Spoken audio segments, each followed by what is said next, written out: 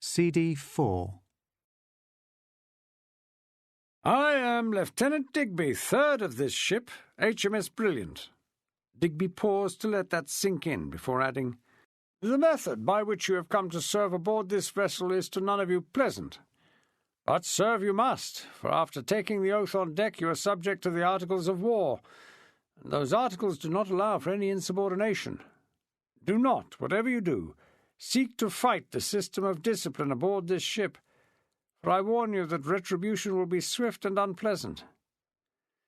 You will all be given a number and be assigned to a watch, of which there will be 2 once we weigh anchor, and you will be allotted duties to perform by Mr. Sykes here, who, as the boatswain, is responsible for training you up to your work. Without doubt, this world you have entered will be strange, as will the tasks you will be asked to carry out. In time, you will learn enough to make you proper members of the crew." "Orders from Mr. Roscoe, sir," piped Burns, coming down the stairwell. "He requires the new hands to be put to work immediately on the forward derrick." A deep frown creased the lieutenant's face. It was clearly an order he did not welcome. "Wait here," Digby said, making to go up past the little midshipman before he was halted by the surgeon's voice. "Lieutenant Digby," said Lutyens, "I do believe the captain said I could attend to the man with the blood wound." "Of course." Digby looked at Charlie Taverner, demanding his name. "Go with Mr. Lutyens." Roscoe was on the quarterdeck in an old working coat, his lopsided face a picture of the kind of frustration that seemed to be the hallmark of a first lieutenant. Though it was an office he coveted, Henry Digby was well aware that it was, in naval terms, and given the wrong type of commanding officer, the proverbial poisoned chalice. As premier to a taut captain like Ralph Barclay, you got scant praise and all the blame that was going if things went wrong. So the lack of a smiling countenance was hardly surprising.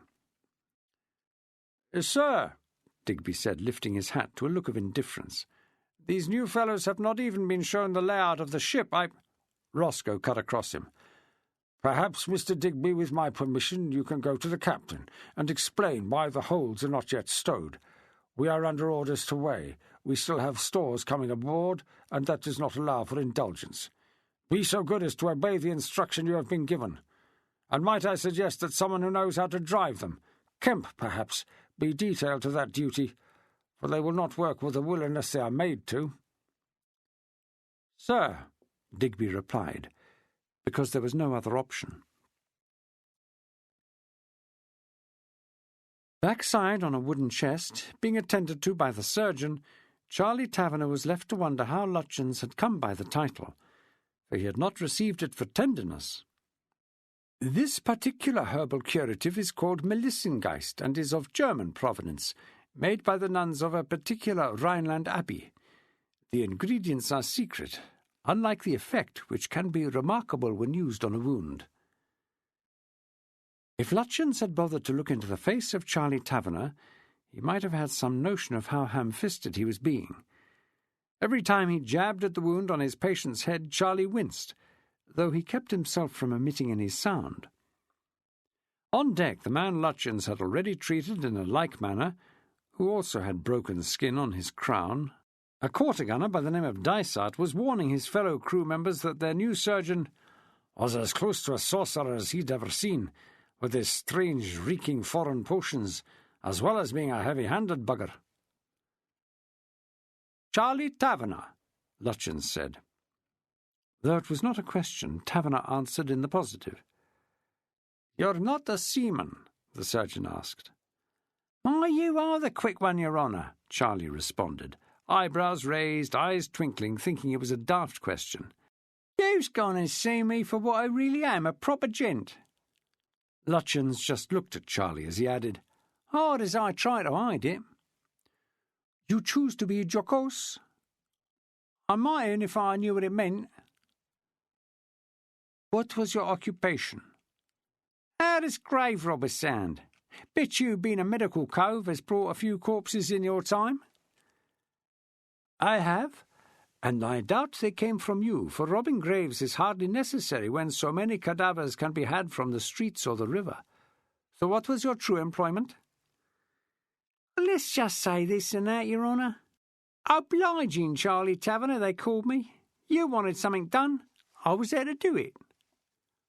No trade, then?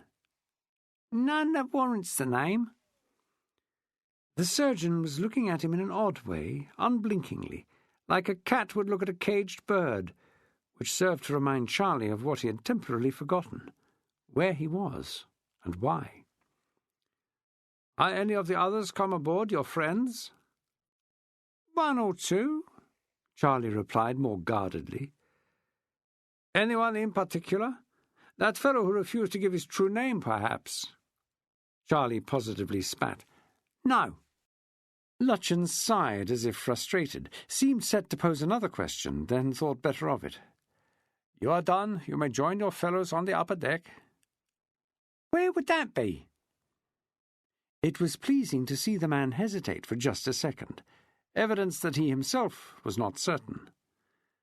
Just keep ascending the stepways until you are in daylight. Charlie Taverner walked out, barging into a slip of a boy with 2 black eyes and a very swollen nose waiting to be attended to. He recognized him as one of the party who had come first into the Pelican, and who, slipping out, had no doubt been the messenger to those outside to say that it was safe to raid. Clearly he had taken part in what followed and got clobbered for his trouble. Now he had come to see the surgeon to have his nose repaired. Charlie, with a deft yet sharp use of the elbow, made sure it was bleeding again before the boy entered the sick bay, and he proceeded jauntily away from the stream of muffled curses that followed the blow. The sight of the captain, with a woman, clearly his lady, on his arm, was enough to make him produce a show of haste. Ralph Barclay had no time for this, showing his wife the layout of the ship, but it was a necessary courtesy. Heads bent under the low beams, he pointed out the various cabins, really tiny screened-off cubicles, occupied by the various petty officers, pleased, as he pulled back each piece of canvas which served as a door, to find them empty. That meant the occupant was busy going about his duties. "This is the home of the ship's surgeon, Mr. Lutyens." That screen, pulled back, showed a boy sat on a chest with his head held back, while the surgeon sought to stem the copious flow of blood emanating from his nose. "My dear," said Barclay, seeking to shield his wife from the sight. I have seen blood before, husband. My brothers seem to be able to get into all sorts of scrapes. I would be blessed indeed if I had a guinea for every nosebleed or scraped knee I have attended to. "Mr. Lutyens, allow me to introduce you to my wife." Lutyens shoved a piece of tow under Martin Dent's nose, then looked at his blood-covered mitts. "Forgive me, Mrs. Barclay, if I do not shake your hand." Emily smiled and nodded. I understand, sir, and acknowledge your consideration. Then she looked at the boy on the chest. And you are? Martin Dent responded with his name, but indistinctly, through blood and tow. And how did you come by this? "One of them biggers we took up last night." Ralph Barclay cut in quickly. "A blow taken in the line of duty, my dear, which I suggest would benefit from our leaving Mr. Lutyens to attend to it." Lutyens gave a slight bow, but thanks to Barclay's hustling, it was to the female back. "And now we come to the domain of the gunner, my dear." Emily tried to take in everything her husband said about the danger of gunpowder and explosions, of hanging magazines, fear-naught screens that were wetted before a battle, men having to enter the magazine in felt slippers, and no light to see by, excepting that which came from a lantern shielded by glass. But it was all delivered at such a pace she was sure she only got half of it. "It is one of the most important keys I hold, my dear, and one of the most precious resources on the ship, for if the gunner does not properly carry out his duties, we would be helpless in a sea fight." Another screen was pulled back to reveal a plump middle-aged lady sewing a piece of canvas by lantern light. "Ah, Mrs. Railton, allow me to name my wife to you. My dear, this is the gunner's wife, the only other lady aboard the ship, who, amongst other things, looks after the younger mids at night." The woman was up quickly, surprisingly so given her bulk, for on her feet she was as broad as she was high. That wasn't much. Her head missed the beams by several inches. "And I have duties to perform, my dear, which cannot wait," Barclay added, clearly eager to be off. Emily, having found a woman to talk to, was less keen. "Am I at liberty to find my own way back to your cabin?" Barclay, head already bent, came lower to kiss her hand.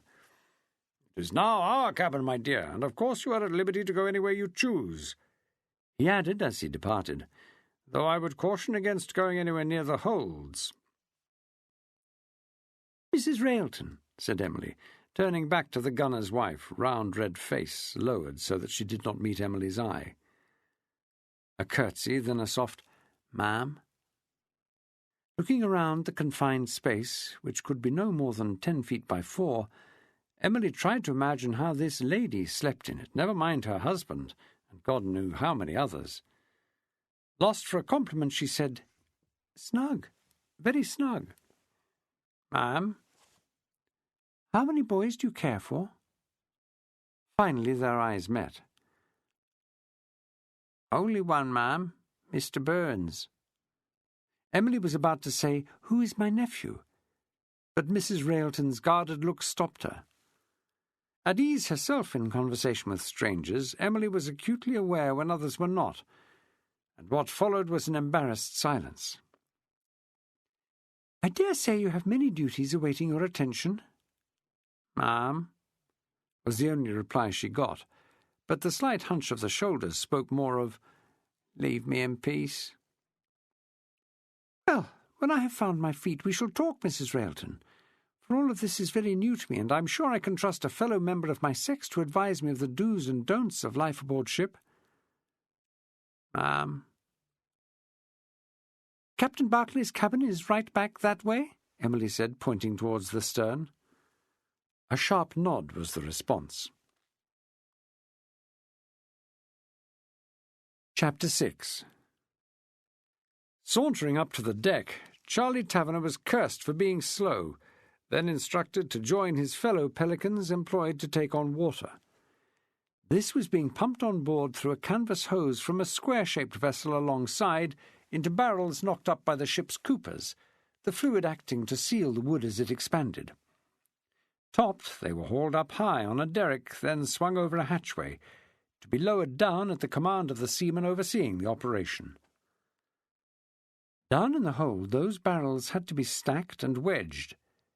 Given the spillage of water from barrels as yet imperfectly sealed, as well as what leaked from the filling, they were allotted a spell at the pumps, then taken onto a windlass, hauling on bars to lift out of the bowels of the ship everything from sails to spars, nets full of shot, powder for the gunner, and a barrel of salted pork for the cook. Ordered to the quarterdeck, they were cursed for not having any notion of where that lay. But during that endless morning they learnt not only that station, but also the name of the other decks, as well as the parts of the ship. The foredeck at the bows, the main deck below, which ran the length of the ship. The orlop deck lay below the main deck, a dim place of small cabins, and further down yet were the dark, damp and smelly holds, where spells of work were curtailed due to the foulness of the air, and where the squeak of a rat was never far away, nor the scurrying run of a cockroach over bare feet. Sometimes a glint of rodent eyes would be reflected in the guttering lantern light by which they worked. There was livestock to haul aboard, some more sheep and a pair of snorting pigs to add to the cattle, goat and chickens already on the ship. Soon their hands, with the exception of those who had laboured before, began to blister, for almost everything they were engaged in involved hauling work on a rope, the rough, tarred strands of which worked on untried skin that went from red raw to a white swelling that eventually burst to reveal a running fluid and a tender pink layer that would eventually bleed. Those ordering them about were numerous, and as confusing in their titles as they were in their speech. There were carpenters' mates, gunners' mates, yeomen of this, that, and the other, midshipmen, the likes of little Mr. Burns, who, short and young as he was, had the power to lord it over them. One or two termed midshipmen looked older than Rufus Dom at one another, with a barking voice and a manner modelled on that of the captain, seemed of quite advanced years. There was a marine officer, his sergeant and corporal, and that was before they got to the purser, the master and his mates, the commissioned officers, and the captain himself. As Michael O'Hagan observed, there were many around to issue an instruction, and precious few to undertake the toil, which was much the same as digging a ship canal or a sewer. Pearce was more concerned by the constant presence of authority than anything he was ordered to do, which allowed him no time to probe. The slightest attempt to detach himself, to find a place to hide prior to a search for a way off the ship, was thwarted by whoever had charge of them. He had to content himself with a study of the various personalities, given that knowledge of them might have a bearing on any future opportunity. Sykes, the barrel-chested boatswain, was one who stood out as a man respected and competent, for he had a voice to match his build, and what seemed a need to be everywhere at once, chiding, goading, pointing, barking, and occasionally cursing not just the newcomers, but the sluggishness of men who were clearly bred to the sea. But his strictures were taken without much in the way of resentment, so Pearce reckoned Sykes was a man for whom the crew had a degree of respect. Was he the type to turn a blind eye to a pressed man trying to run? With Kemp, the rat-faced sod who had brought them down-river, there existed no doubt. Nothing could be attempted while he was close, which was too often. Either by command or choice, Pearce knew not which, Kemp had decided that it was his task to cajole and discipline those he had helped take out of the Pelican, and his grating voice was a near constant, as was the way he swung the rattan cane that seemed grafted to his right hand. There wasn't much in the way of conversation, and not just because it was discouraged. Most of the 20 souls were as much strangers to each other as they were to the men who had been aboard when they arrived.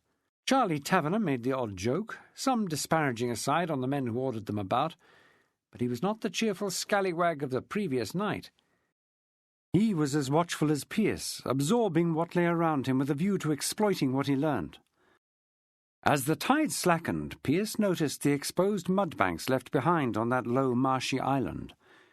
Was that helpful, shortening the distance he would need to swim, or would clawing mud of an unknown depth be worse than water? There were those numerous supply boats that came towards the ship from all different directions.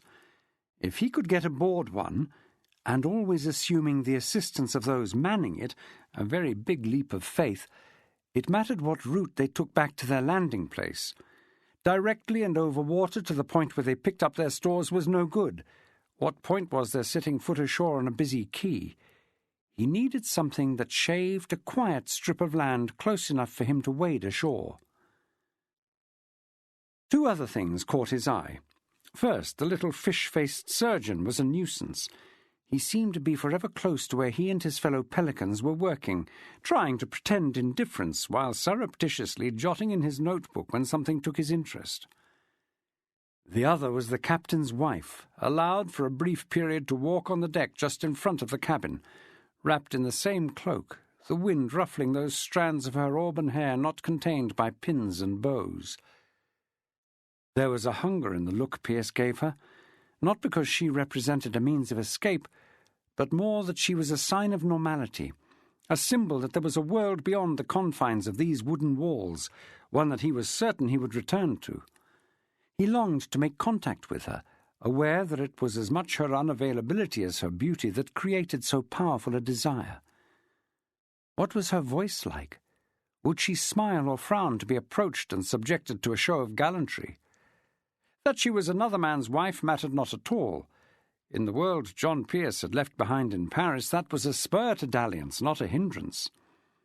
That she was wife to the captain who had pressed him made her irresistible.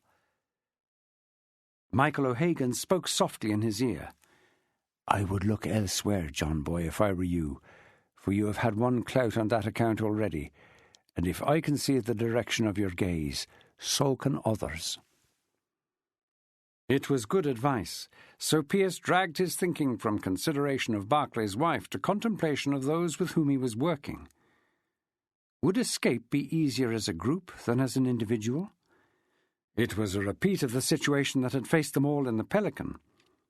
Could a situation arise where the same tactic could be employed, enough numbers to overwhelm those trying to stop them? Looking at them toiling, sizing up each one, he felt he had to disregard those he had not met and concentrate on the men in whose company he had been taken up. Rufus Dommett was a disappointment. As an apprentice, a letter to his old employer would release him from the ship, and he had the right to demand that contact be made. But the skinny, ginger-haired youth had no wish to go back to either the tyrant or the trade to which he was bonded, and claimed to have always had a half sort of hankering for the sea. His attitude was one of outright curiosity, combined with a natural cack-handedness that made Pearce wonder how he had ever held down his apprenticeship, or been tolerated by those with whom he had made his living on the river-bank. Ben Walker was actually whistling while he worked, which got him, in a brief moment when no one was in earshot to command silence, a barbed comment from Charlie Taverner. "What the hell have you got to be so cheerful about?" "Happen you don't remember what I said about Chelsea Barracks, Charlie, even though I got scoffed at for my pains.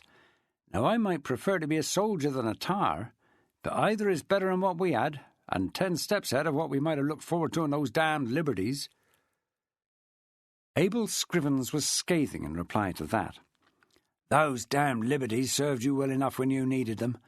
They kept the law off your back, and since you ain't inclined to say what for, I take leave to opine it was serious, so they might have saved your neck." "Well, as sure as hell is hot," Ben growled, for once riled out of his habitual stoical composure, "the law ain't coming to look for any of us here. Sides, it were never my intention to spend the rest of my days in the liberties. This way I might just get a chance to see something of the world." "Staying in the liberties would have suited me," whispered Charlie, indicating with a jerk of the head that they needed to be careful, for Kemp, briefly absent, was returning to hound them. "And me," added Scrivens in a soft, wistful hiss. Pearce bent over to lift a bale of canvas, half-turning, saw Kemp closing on them, seeming to compose his face into a look that indicated a deep loathing. Odd, since as far as he could ascertain they had done nothing to rile him. Nothing, that is, except be forced to serve aboard this ship. Glancing askance at the screwed-up eyes, his sharp-pointed nose with its permanent dewdrop of clear snot, and the slash of a mouth, a face which would never have looked comely even in repose, he reckoned he was looking at a fellow who took no pleasure from his own life and was determined that no other should enjoy theirs. A man for whom the small amount of authority he enjoyed, not really much in the scheme of things, was everything. He had met too many of that type in the last year or so, given that the revolution had allowed turds like Kemp to surface in abundance. Although little was said when Kemp was close, it was possible to discern by observation and the odd spoken aside how the quartet he had met in the Pelican related to each other. Easy to see that when it came to opinion, a degree of deference was granted to Abel Scrivens, though he could be in no way counted as their leader, especially in their present circumstances. Would sounding out Scrivens act as a shortcut to anything approaching a collective attitude? In the nature of their work, it was not long before they found themselves together hauling on a rope behind the others, far enough from Kemp for an exchange. "How do you fare?" Scrivens half-turned and gave Pearce a look bordering on despair. It was obvious by his appearance that he was wilting more than his companions. Lank, thin hair in disarray, his face was lined with exhaustion as well as grime, and when he spoke his voice sounded just as weary. "I do not think I fare very well, friend, but I thank you for inquiring." Pearce was touched by the open admission of distress, as well as a civility that appeared to be innate, and whispered, "Ease off. Let the others apply the effort." Half of a smile was all the older man could manage. "Would that be right?" "It would be wise." "I doubt that sod behind you would see it so." "With enough dumb show he will not see it at all." "Belay that gabbing," snapped Kemp, who must have spotted moving lips. "Save your puff to heave on that there fall." The oldest of the Pelican quartet would certainly do anything to be off this ship, but Pearce, looking at him, reckoned he would be a liability. Natural sympathy was quickly overborne by practicality, and his mind went back to Paris, to the way he had left his father, for the reasoning, uncomfortable as it was to recall, was not dissimilar. Scrivens would struggle merely to escape, and in the event of a pursuit would as like as not end up having to be carried. Michael O'Hagan, ahead of the old man and pulling with a will, would be game for anything Pearce suggested, as well as being strong enough to do the carrying should that become necessary. Should he sound him out?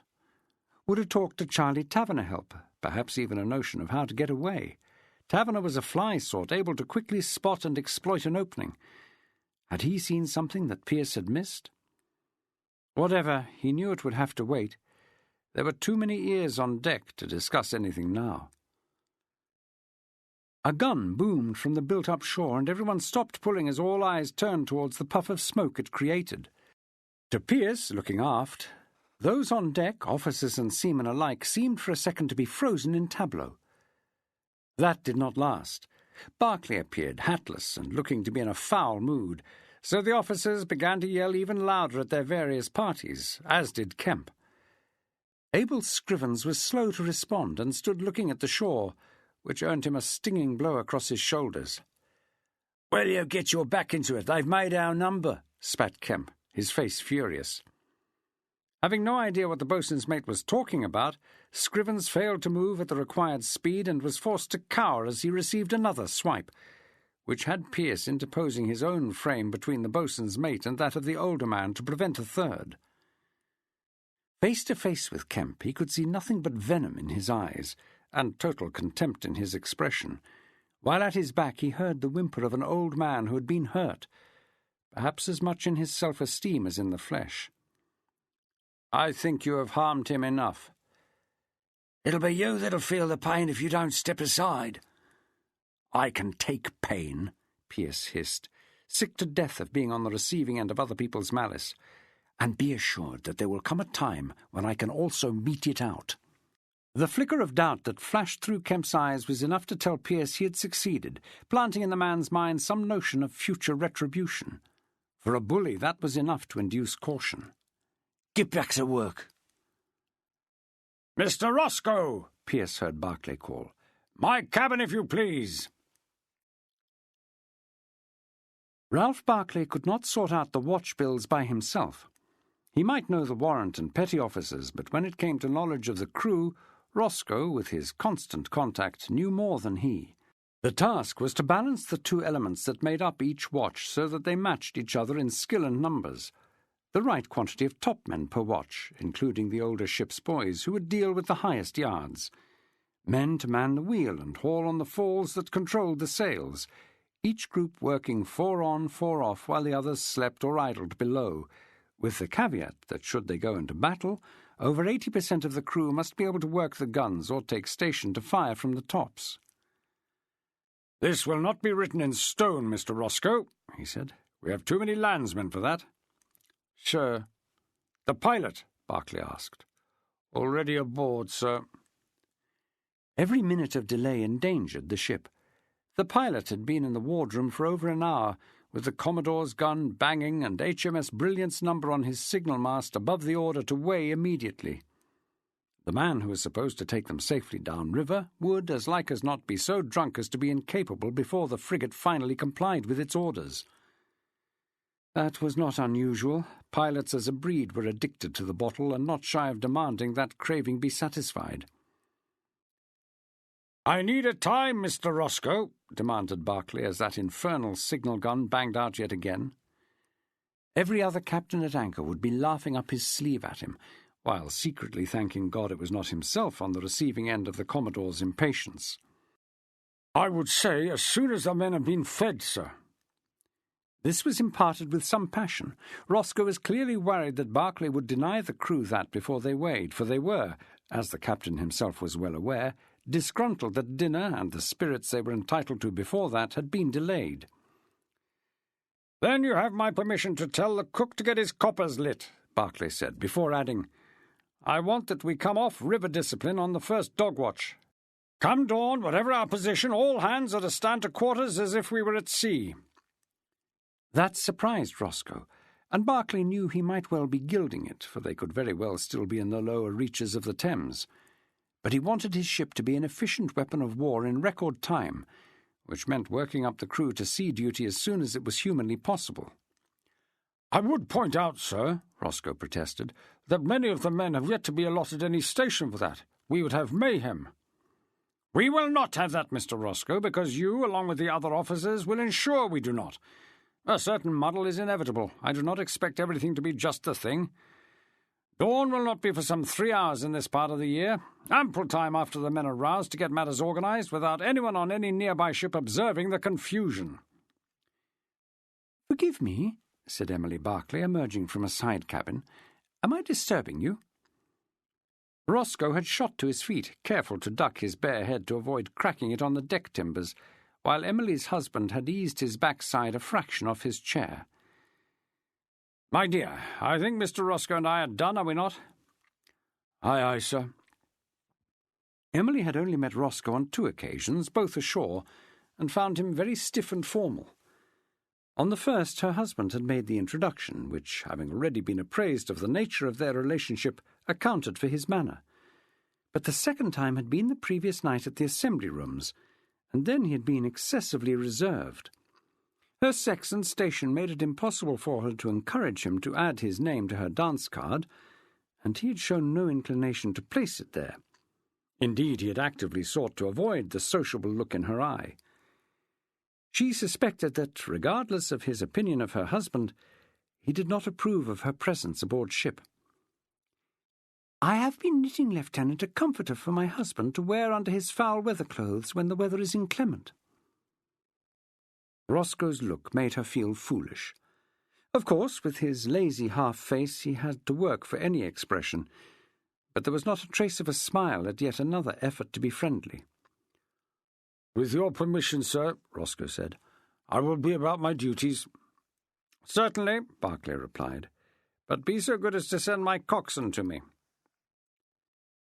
"He does not like me, Captain Barclay," Emily said as the door closed behind him. "Nonsense, my dear. He is shy of your sex, that is all. I doubt Roscoe has much experience of ladies outside the—" Barclay had to clear his throat then, as he'd been about to say whorehouse, which was not a word to be used in polite company, let alone that of his wife.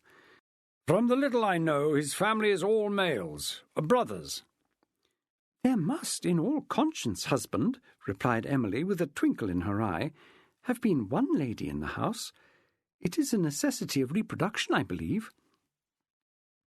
The remark jarred, being almost too much like deck language, not blasphemous, but outre, until Ralph Barclay recalled that Emily was almost of a different generation, one, perhaps, where liberties, such as the one she had just taken, might need to be forgiven. "Of course, but I alluded to a lack of sisters who are less inclined to indulge a son than a mother, who, for the sake of nature, is free with her partiality." Ralph Barclay had 3 sisters, and Emily had watched the way they twittered around him, the head of the family, terming him their hero and flattering him for a wit that he could hardly be said to possess.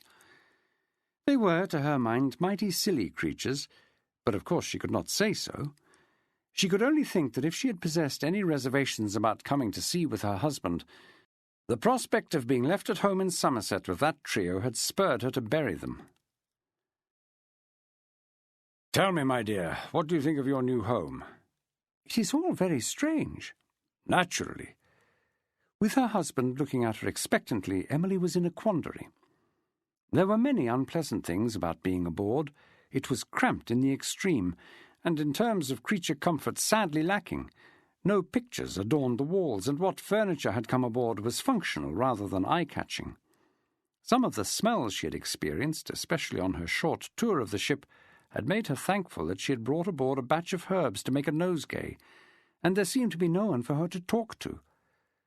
Poor Captain Barclay was buried under the pressure of his labours. The only other woman, the wife of the gunner, had shown a marked disinclination to share intimacies, no doubt due to Emily's rank, though there was hope that would alter with time.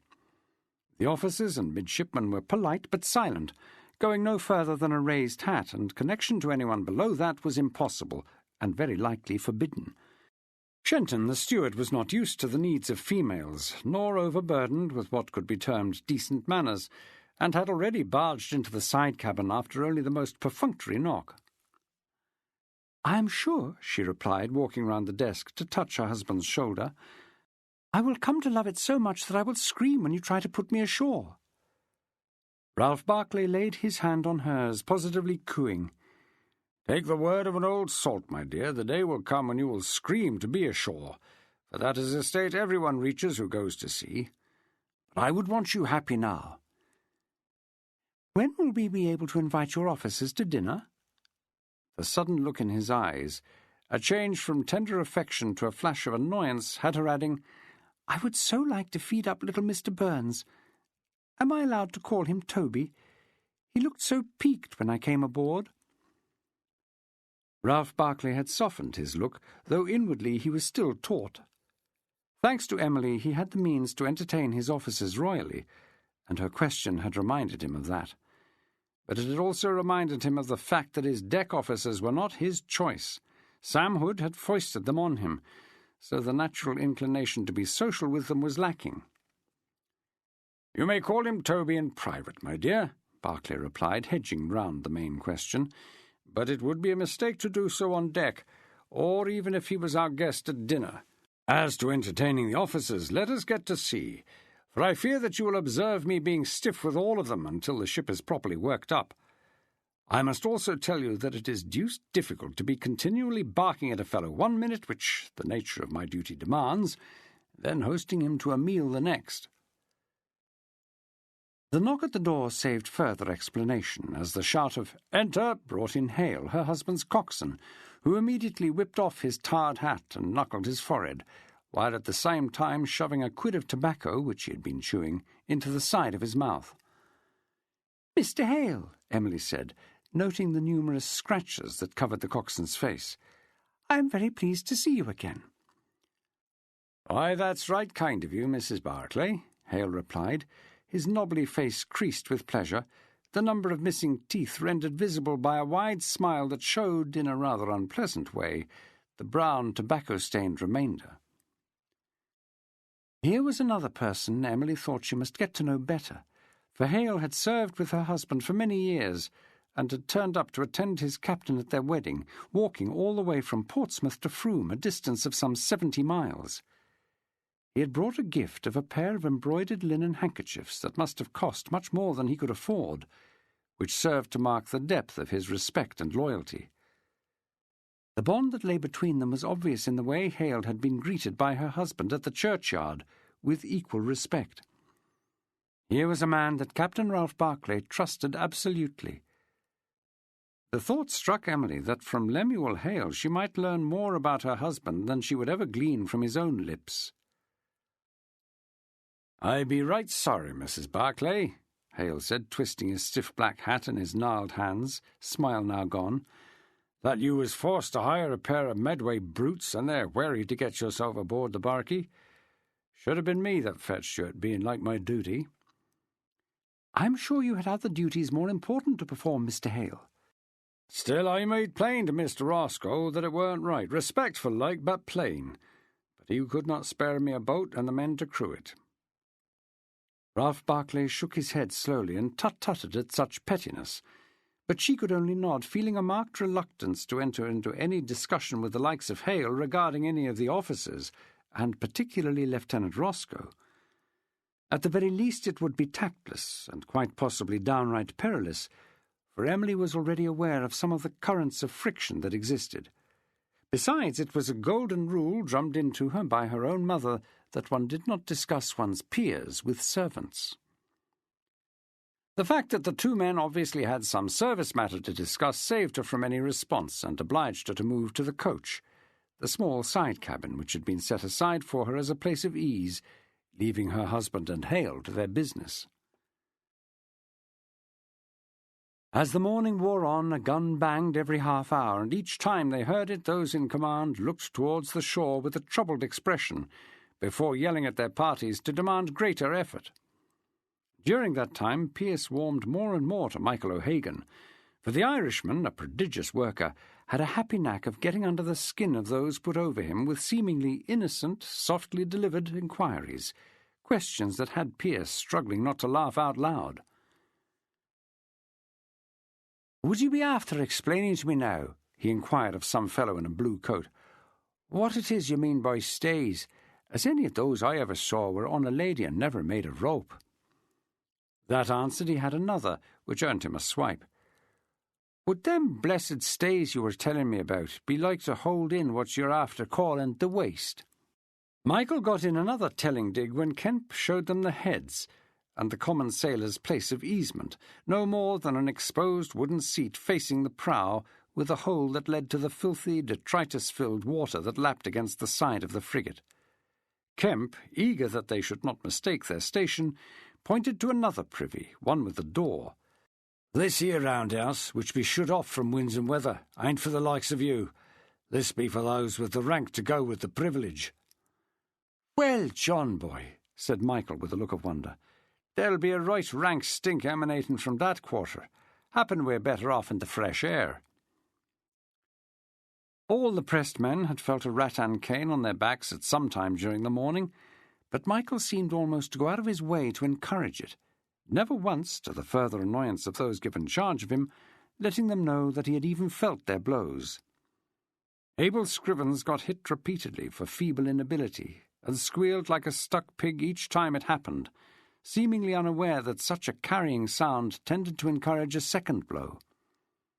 There were two others in the same mould, grey-faced coves of the kind he had seen too much of in the Bridewell, who looked set to collapse, and, for reasons he did not bother to explore, Pearce set himself to alleviate their sufferings as he had Abel's, time and time again getting his own body in between them and whoever was close enough to clout them. O'Hagan did likewise, and managed half their work as well, which went some way to getting the three of them through the hours of toil. With Gerson, Pearce experienced the overwhelming temptation to borrow the rattan himself and give him a good hiding. When not grinning inanely at any passing sailor in the hope of eliciting some favour, he moaned incessantly, without ever seeming to consider that everyone else had suffered an equal loss of liberty. He refused to put any extra effort in where it might have aided another. Indeed, he was able to avoid labour while seeming to be extremely busy. He was lazy in a manner that was clearly endemic to his nature, yet he had the knack of never being near the means of an administered punishment when his ruses failed. That always seemed to devolve onto another back. The pressed men had scant contact with the crew, most of whom would grunt at them as a form of communication rather than speak, though it was clear they were just as busy, and in many cases no less put upon. There was an occasional audible complaint that they were strapped from not yet having had their dinner, which, with the coppers only just lit, was like to be held back in the face of all custom. It was as if the newcomers were an alien species, although John Pearce noticed that in some cases the look in a man's eyes didn't always correspond to the grating tone of his voice. If it wasn't sympathy, it was at least an understanding, the same kind of look he had had from that fellow who had sought to accost him in the back room of the Pelican just before he clouted him. It did nothing to soften his feelings for them. He despised them, and he made sure in his returned looks that they had a clear idea of how he felt. Pearce had seen the fellow he'd clobbered several times, moving between the points at which he was working and the bows of the ship, had heard him called Dysart, and noted that he had a bit of Scotch about his accent when he replied. He wondered if he might seek retribution for a blow that had left him wearing a bandage under his hat, but there was no sign of animosity. Soon the deck was nearly clear of stores, and the work began to slack off as the ship was tidied, to the satisfaction of the Premier, who had finally left Digby in command. There had been no sight of the little marine, though Pearce gave a smile when Charlie told him what he had done to make his nose bleed again. Normally Pearce would sympathise with the immature and vulnerable. Was he already so corrupted by the harshness of the Navy as to take pleasure in pain being visited on one so young? A single hate-filled look from the boy, when he finally did espy him, disabused Pearce of any compassion. He watched young Martin make his way into the rigging, and forgot about him until a belaying pin landed no more than a foot from where his head would have been had he not been moving, and a glance aloft showed him the little bastard grimacing from above, furious with himself, no doubt, for having missed. Work was easing, with men tying off ropes and clearing what remained of the detritus.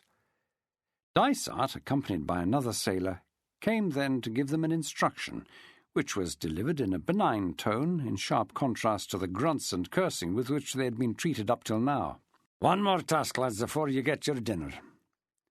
Dysart pointed to a couple of small bolts of canvas by the bulwarks, and ordered that they should open them out into squares. Then he bade them take a corner or an edge to stretch them out. The other sailor helped, explaining as he did so, "At this time of day, with the topmen at their victuals, the seabirds like to drop what they've been scooping out the water while we've been toiling. You might say it is their constitutional moment. You'll see as the men are coming down from the rigging how they're starting to rest on any place they can lay their wee pink feet." Pearce was not alone in looking aloft, something he had done often, to check on the position of young Martin, and the truth of Dysart's words was obvious. Huge gulls that had been screeching and cawing all morning, flying about, floating on the water, never landing close to a human, were now filling the rigging as though it was their home. "There's a duty to perform, and being the newcomers it falls to you, to ensure that none of what emits from their dirty wee arses stains the deck of this here ship." He took hold of Charlie Taverner's arm and began to pull him in, while others on the square of canvas followed. "So, until the topmen go aloft again, when we know the buggers will fly off, just move around the deck, so, eyes aloft to see what is falling and catch it in this canvas." The voice became grave and serious. "The Premier will inspect at the coming of the hour, and count what you have missed, and if it be many, and his deck be filthy, well, God help you as I can see." They split into two groups, and Dysart's silent companion led one to the foredeck, while John Pearce, Michael O'Hagan, and Rufus Dommett were part of the group allotted to the quarterdeck.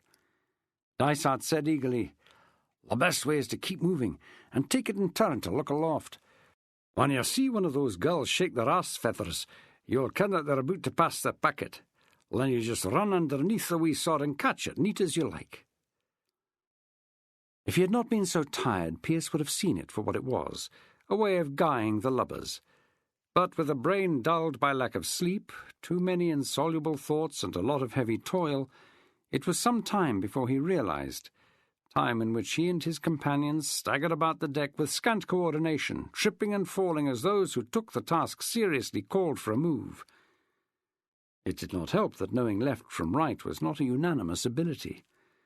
Every object on the deck was a trap on which to stumble, and worse, the ship's goat, excited by the movement, seemed determined to get under their feet. The whole ship was involved in the jest, including the officer called Digby, who was standing by the wheel, surrounded by every midshipman aboard, and behind and above him was the surgeon on the poop, scribbling away. Eventually the youngsters gave the game away, unable to contain their mirth. In an attempt to avoid exposure, they hid behind those with better control of their hilarity. The first loud guffaw from that quarter stopped the sport, as the ship erupted in gales of laughter. Men who had secreted themselves in hatches emerged from their hiding-places to point at the fools who had fallen for Dysart's jest. Pearce looked at his companions, some smiling in a way that tried to convey that they had all along been aware that they were being practised upon, a couple sheepish and actually blushing. Michael O'Hagan was red-faced and furious, for he clearly did not enjoy being the butt of another man's joshing. More worryingly, a pair who clearly could not comprehend what was going on was still glancing aloft, as though the duty was a serious one. "Some bastard's blood will spill for this," growled O'Hagan. "Take it for what it is, Michael," Pearce advised, thinking, on the occasions he had attended a school, he had known much worse by way of initiation than this. Mirth was not painful, except to the vainglorious. A grinning Dysart approached them, lifting his hat and tapping his bandage, looking at the man who had caused his wound. "That, lads, is by way of being a welcome to the ship, and a thank you for this. Now, for the sake of Christ, fold up those bolts and stow them, for if you do not, some of my shipmates will have a seizure." "Dysart!" It was the voice of Lieutenant Digby, who, like everyone else on deck, was at least grinning. Some went further, staggering around in dumb show, replicating what the lubbers had been about. "You have had your jest. Now take these men below and see that they are fed. And since you have had your pleasure, I will allot to you the duty of making sure they are aware of the number of their mess and their rights in the article of food." As the rest trickled down the companionway, Pearce held back, drawn by the notion that the deck would be near deserted, the boats alongside possibly the same. his eyes ranging once more along the low-lying marshland.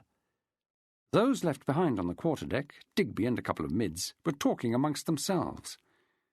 Would they spot him if he moved? He took a step, only to see one young head turn. So what? If he ran to the side and dived over, was that fellow close enough to stop him? The alarm would be raised. Could he get into that tall marsh grass quick enough to evade recapture? Was it wise to even make such an attempt without clothing or money? Would another better chance present itself? "Will you move your arse, man?" said Dysart in a peevish tone, his head popping up from below decks. "I canna get my victuals till you lot have been served yours." The opportunity, if there had indeed ever been one, had gone. Pearce looked at the Scotsman with his bandaged head, wondering if he had any notion of what thoughts he had disturbed. "Does your head hurt?" "It does that." "Good." Dysart just laughed. "I canna say I blame you, laddie, and I dare say you'd give me another belt in the same circumstances if you're to get the chance." "I want to ask you a question," Pearce said as he followed him below. "Ask away." "Where is my clothing stored?" Dysart stopped and turned, his face quizzical. "Now, why would you be wanting to ken that?" "They said it was to be stored below. All I want to know is where below." Dysart carried on down, speaking over his shoulder. "I'll tell you, laddie, not that it'll do you any good. Your stuff is in a storeroom hard by the bread room, tin-lined the same as that, to keep out the rats." "Thank you." "And I'll tell you this and all. It's got a padlock on it the size of a cannonball, and the only one that's got a key that's any use to you is Coil." The rest of the words were nearly lost in the babble of noise that greeted them at the bottom.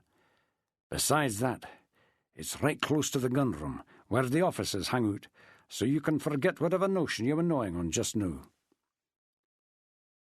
The main deck was crowded, lined with lanterns casting a low light over numerous tables on either side of the deck. Pearce was directed to join his fellow pelicans, who had been sat at a table that bore, in a metal plate nailed to it, the numeral 12, which, Dysart informed them, was the number of their mess. In time, he told them, their mess could number 8 souls. One addition would be a seaman, yet to be appointed, able to look after and train them. "And I hope to Christ it's no me, so get stuck in." Rufus, who had been appointed to fetch their food, loaded what he had brought onto the table, then sat himself down. They had small beer to drink, fresh bread fetched out from the shore that morning, and salted beef in a stew that satisfied 5 of the party. For once Pearce found himself in agreement with Gerson in disliking the food and drink. The beef, bulked out with beans, was tasteless, tough, and full of gristle, and the blanching and short cooking time had done nothing to kill off the excess of salt in which it had been preserved. The small beer was thin stuff and woody, having suffered from being too long in the cask. The cheese was the best, though hard, it was fresh and tasty. Their mess table seemed like an island in a sea of noise. Conversation was quiet and contained, each member more concerned with making sense of his surroundings than any desire to talk. The seamen sitting at the other tables were a more garrulous bunch, exchanging endless ribbing, and sometimes a barbed insult, in a babble of noise. If there was authority present, Pearce could not see it, and though weary in both body and mind, he could not help making observations. Most were young, few much older than him, and they tended to be compact fellows rather than strapping, though there was the odd creature who could square shoulders and height to Michael O'Hagan. Those just above the age of the ship's boys were the most raucous. They were slim, lithe fellows, not afraid of vanity or profanity, who moved easily and wore the most elaborate of the many pigtails on show, greased shiny and strewn with multicoloured beads. Pearce had observed them working aloft, defying death on a second-by-second basis, as they swung effortlessly about in the rigging as if determined to let everyone know of their superiority. Below decks they added mischief to their catcalls and ribaldry, throwing bread at each other as well as at other mess tables, earning frowns of either boredom or disapproval from the older members of the crew. Such men were not older by much, but they seemed to have gained gravitas with the loss of their teenage years, as well as gnarled and scarred faces that testified to the rough life they led. At one table, a huge fellow with an angry, lived-in face was laying down the law to his silent companions. Pearce reckoned from their hunched posture that the listeners were either cowed, bored, or both. But most other tables were lively, with conversations that had about them the air of good-natured argument, with pointed fingers, gestures of frustration or despair, laughter at another's plain foolishness, and the odd thump of a mess table to emphasize some point that could not be gainsaid. "Lively buggers, ain't they?" said Scrivens, yawning even as he was chewing, as a pair of the top men began shadow-boxing in the gap between the mess tables. It was Ben Walker who replied, "Not much different from folks ashore, Abel.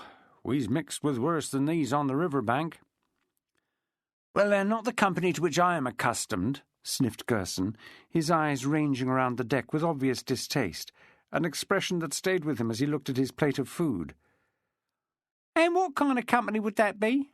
asked Charlie Taverner.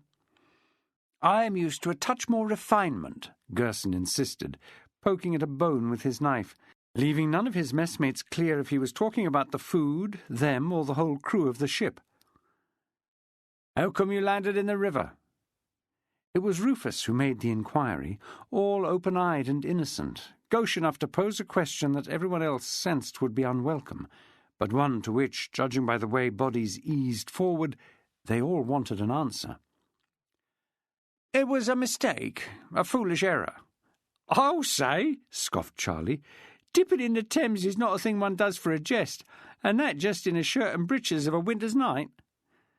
The ribbing tone riled Gerson, and he positively spat his reply. "None of this is anyone's business but mine." "That be true," Abel Scrivens cut in quietly, but with force enough to silence his companions. "Happen you'll tell us if you want. Till then, I, for one, am content to wait." So Abel Scrivens did have authority, or at least he was afforded respect from his peers, for they stopped staring at Gerson and concentrated on their food. Pearce welcomed the ensuing silence, which allowed him to get back to thinking about that which mattered most. Slowly chewing the tasteless food, he tried to register every detail of the movement on the deck, the undercurrents of friendship or resentment that must exist with this many men cooped up in so confined a space. Every time some fellow went below, the deed got special attention, not for the man himself, but for the fact that such an act seemed unimportant to everyone else. Could he do the same, not now, but sometime later, to get to his chest with his coat and his money, plus his shoes and stockings, which on land could be equally important? But not if he was going to swim. The coat and shoes worn would make things difficult, and would be even worse as a bundle. The money was the key. With that he could acquire whatever he needed. But how could he deal with a padlock? "So, John boy," asked Michael O'Hagan, nudging Pearce so that he turned round to face a mouth full of the plentiful bread and cheese, "what is your plan?" The Irishman was looking at Pearce as if he expected an answer. It was curious to Pearce, the different reactions the groups had to him and Gerson, so different that he almost felt sorry for the other man. Almost, because if Gerson had failed to win any friends, it was his own idle and arrogant behaviour that was the cause. Pearce seemed to be accepted, as if merely having been taken from the Pelican conferred on him a sort of brotherhood, the same kinship that made the man who asked the question one of that select group. Again it surfaced, that thought about a collective act of escape, and Pearce realized that if he decided a lone attempt, he might have to do as much to avoid these enforced messmates of his as he would to avoid any member of the crew. "What makes you think, Michael, that I have a plan?" O'Hagan responded with a grin. "Sure the look in your eye, which has not been still all this morning, and has been the same since we sat to eat. I swear if asked, you could tell me something about every soul on this deck, just as you could relate the number and size of every boat that came alongside. I would hazard also that you have a fair idea of the distance between ship and shore." O'Hagan's words had caught the attention of the rest, who were all now looking at Pearce with an uncomfortable air of expectation. "I have, Michael. It is too dangerous to swim at night and too crowded with ships to attempt by day." "Swim?" asked Ben Walker, a word that produced a distinctive shudder from Gerson. Ben leant back and rubbed his belly, adding a burp to let all know he was satisfied. "Can you swim, John?" Pearce nodded, looking keenly at the others. No one met his eye or wanted to tell him they shared that rare skill, one he had acquired almost at the same time as he had learnt to walk. "I take it none of you can swim?" "Why would anyone want to swim away from such plenty as this?" Ben asked, his West Country drawl even more pronounced because he was filling his belly. "Best meal we've had in a month past," added Rufus Dommett.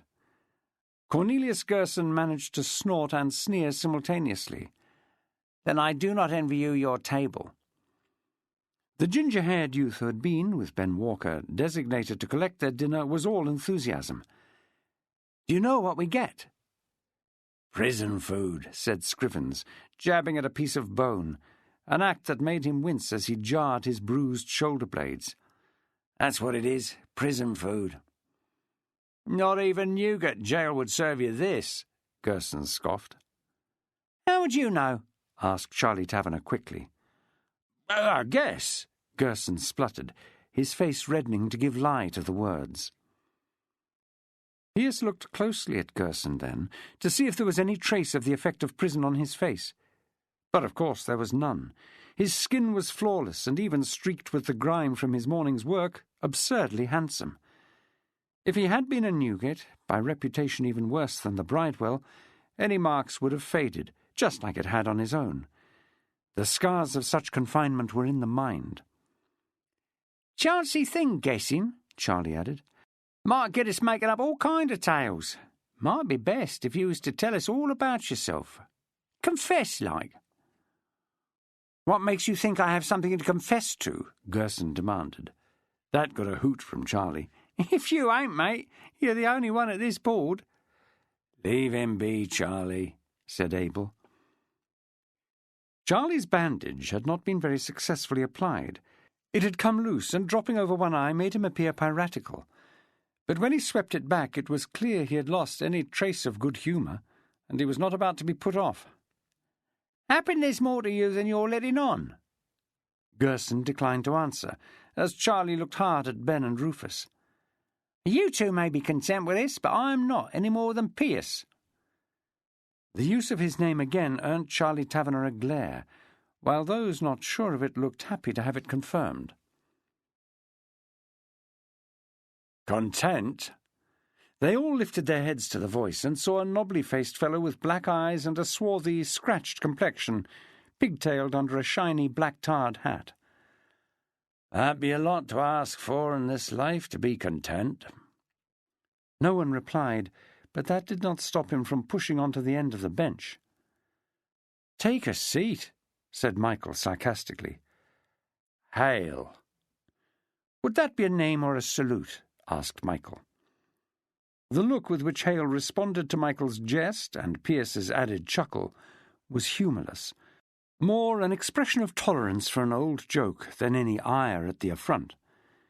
If he reacted at all, it was only to chew slightly harder on the quid of tobacco in his mouth. Pearce hardly noticed.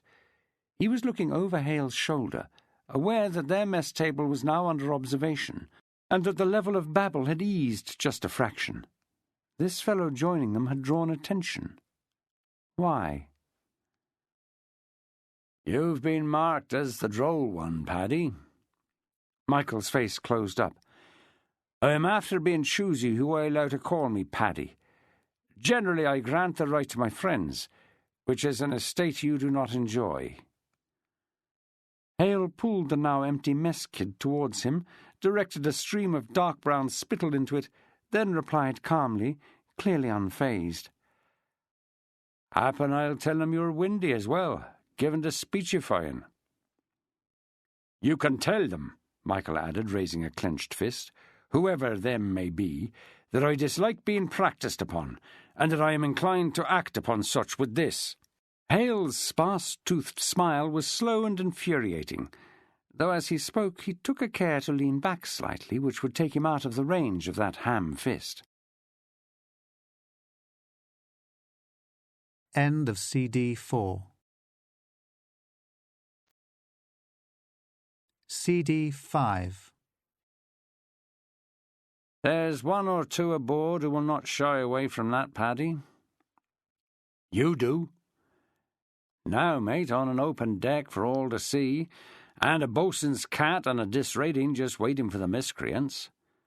Fighting begets punishment when it can be seen, but happen in a quiet corner, you would find I would not shy off, for I am not one to measure a man by the size of himself or his fist.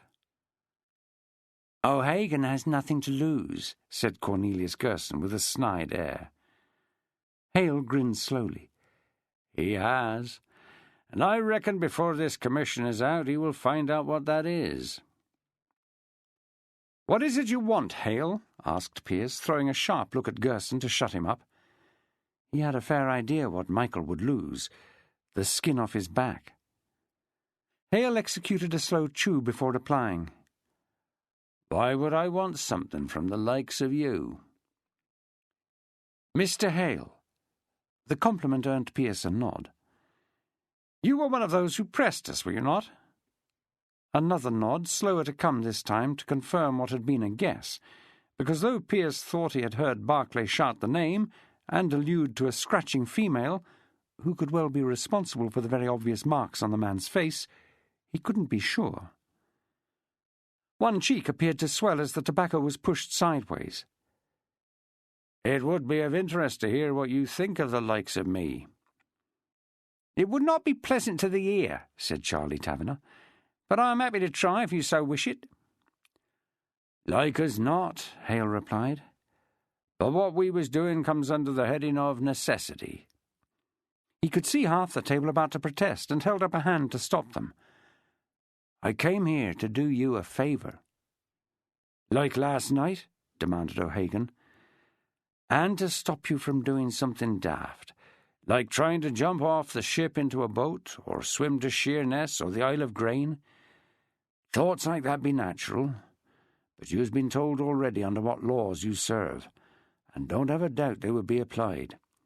You won't get clear of this ship, so you best accept it. You'll be hauled in with a quick round turn and hired up at the grating without doubt. It would do no good to claim you were pressed, because you're on the ship's muster as volunteers. Now I will grant that being had up like that is not agreeable, and I know, because it was my way into the Navy, just like you. You were pressed? Asked Rufus with his habitual innocent air. Pearce was not surprised at Rufus' trusting response, but he himself did not believe a word the man was saying. If sailors had a reputation for anything, apart from over-enthusiastic carousing and whoring, it was for tale-telling that extended to downright falsehood.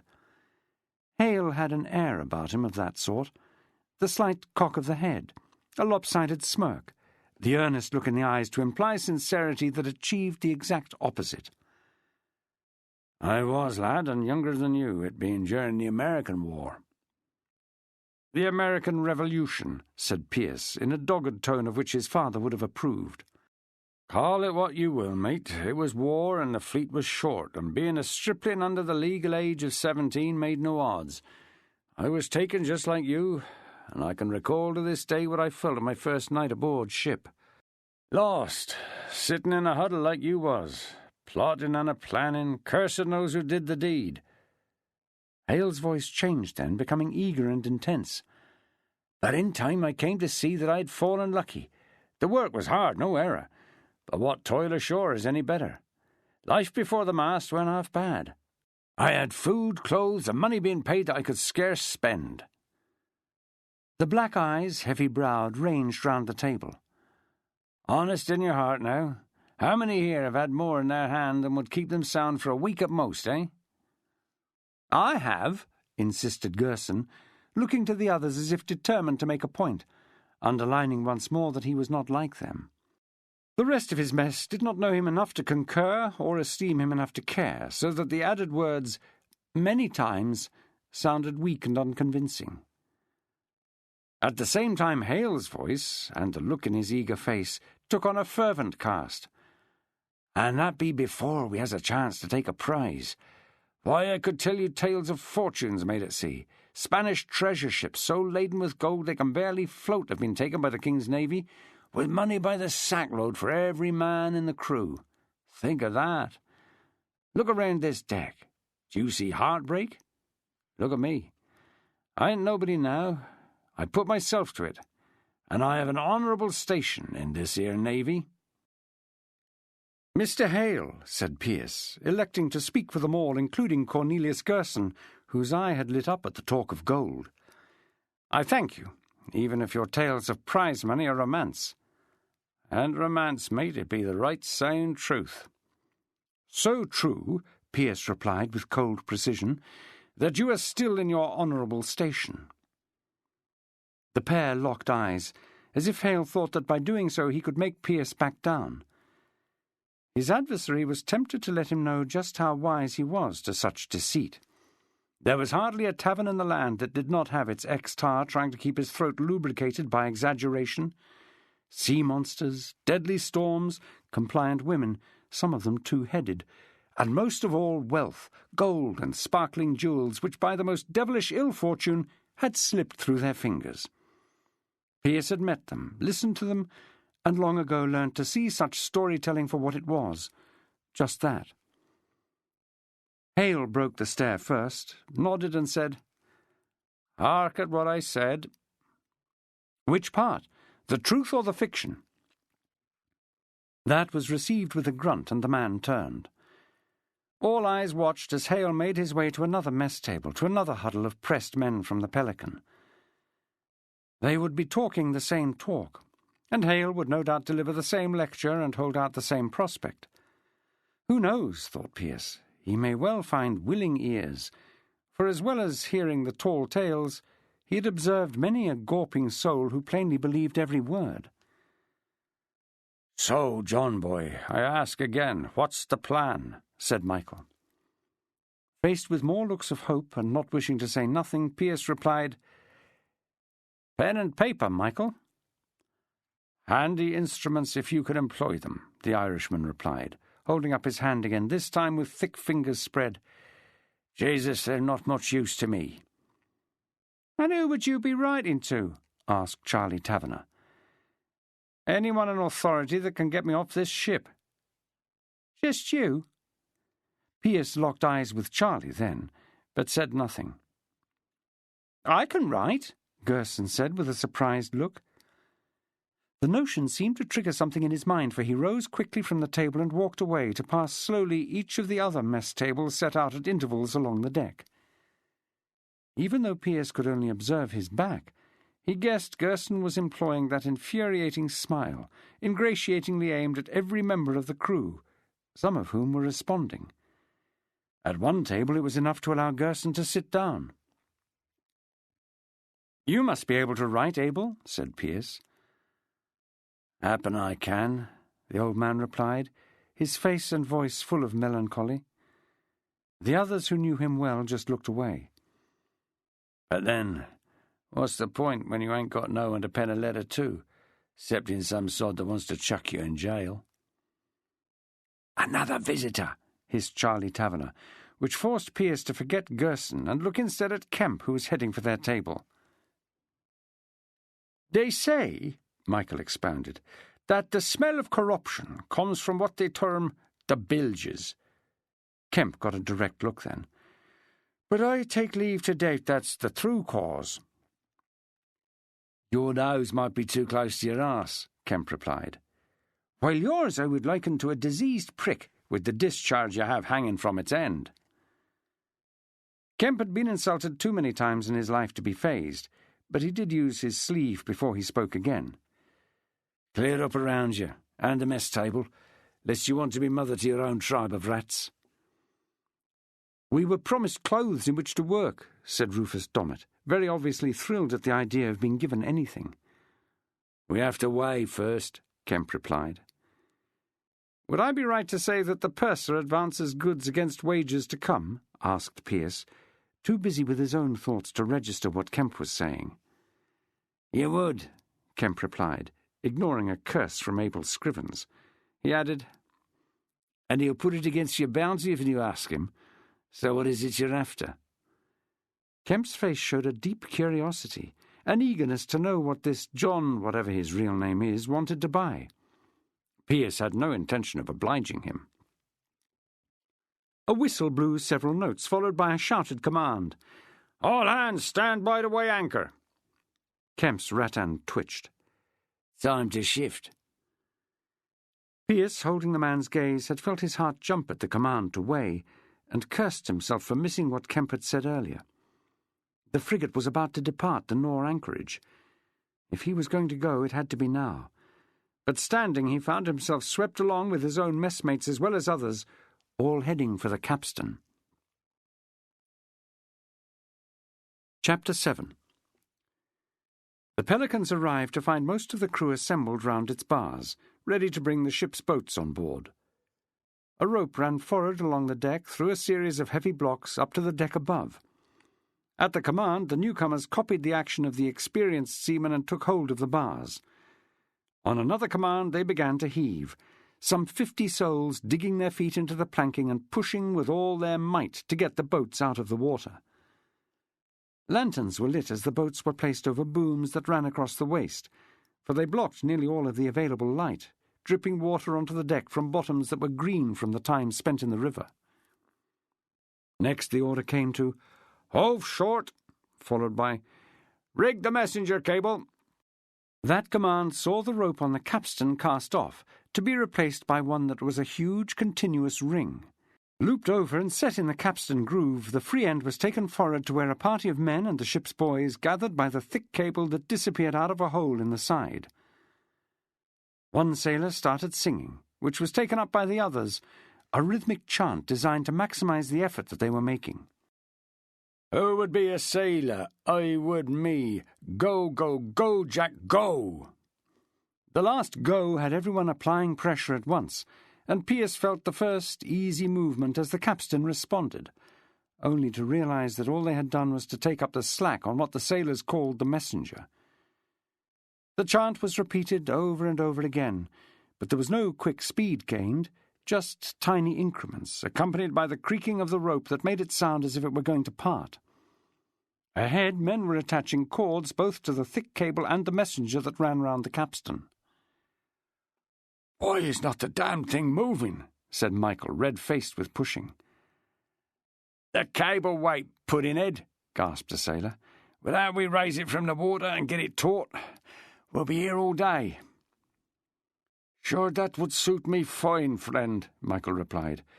"God alone knows why I'm pushing this pole, since I have no desire to go anywhere at all." "You push it," called Kemp, moving towards him with his rattan raised, "or you'll feel this." "I am thinking," the Irishman said with a huge grin designed to infuriate Kemp, "that such a thing as that would fit very neatly in your arse." "Well said, Paddy," cried a voice, "though I'll tell you he has the tightest arse on the ship." "Short arms and deep buckets, that's Kemp," hailed another. "God in heaven, these creatures are human," Michael scoffed, looking at Pearce with raised eyes. "They speak, and here was me thinking they was dumb beasts of burden, not much above being donkeys." "Stow it, you cheeky sod." "Now who was that a-braying?" "Happen you'll find out when we've won our anchor." Kemp jabbed at Michael's back with his cane. "Meet Samuel Devereux, Paddy, who loves to bruise, and I wish you joy of the acquaintance."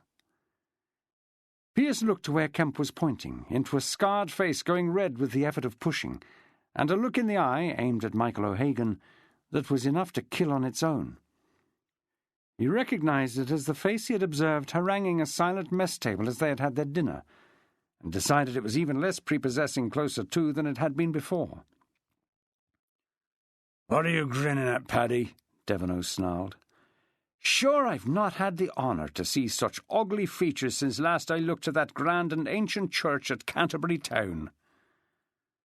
"Never met a Paddy yet that talked sense," Devereux replied, a remark which was greeted by a degree of gasping assent. Pearce, inside Michael on the capstan bar, could see the look in Michael's eye too, and for all the cast of amusement on his face and the jocular tone of the voice, there was none in the gaze.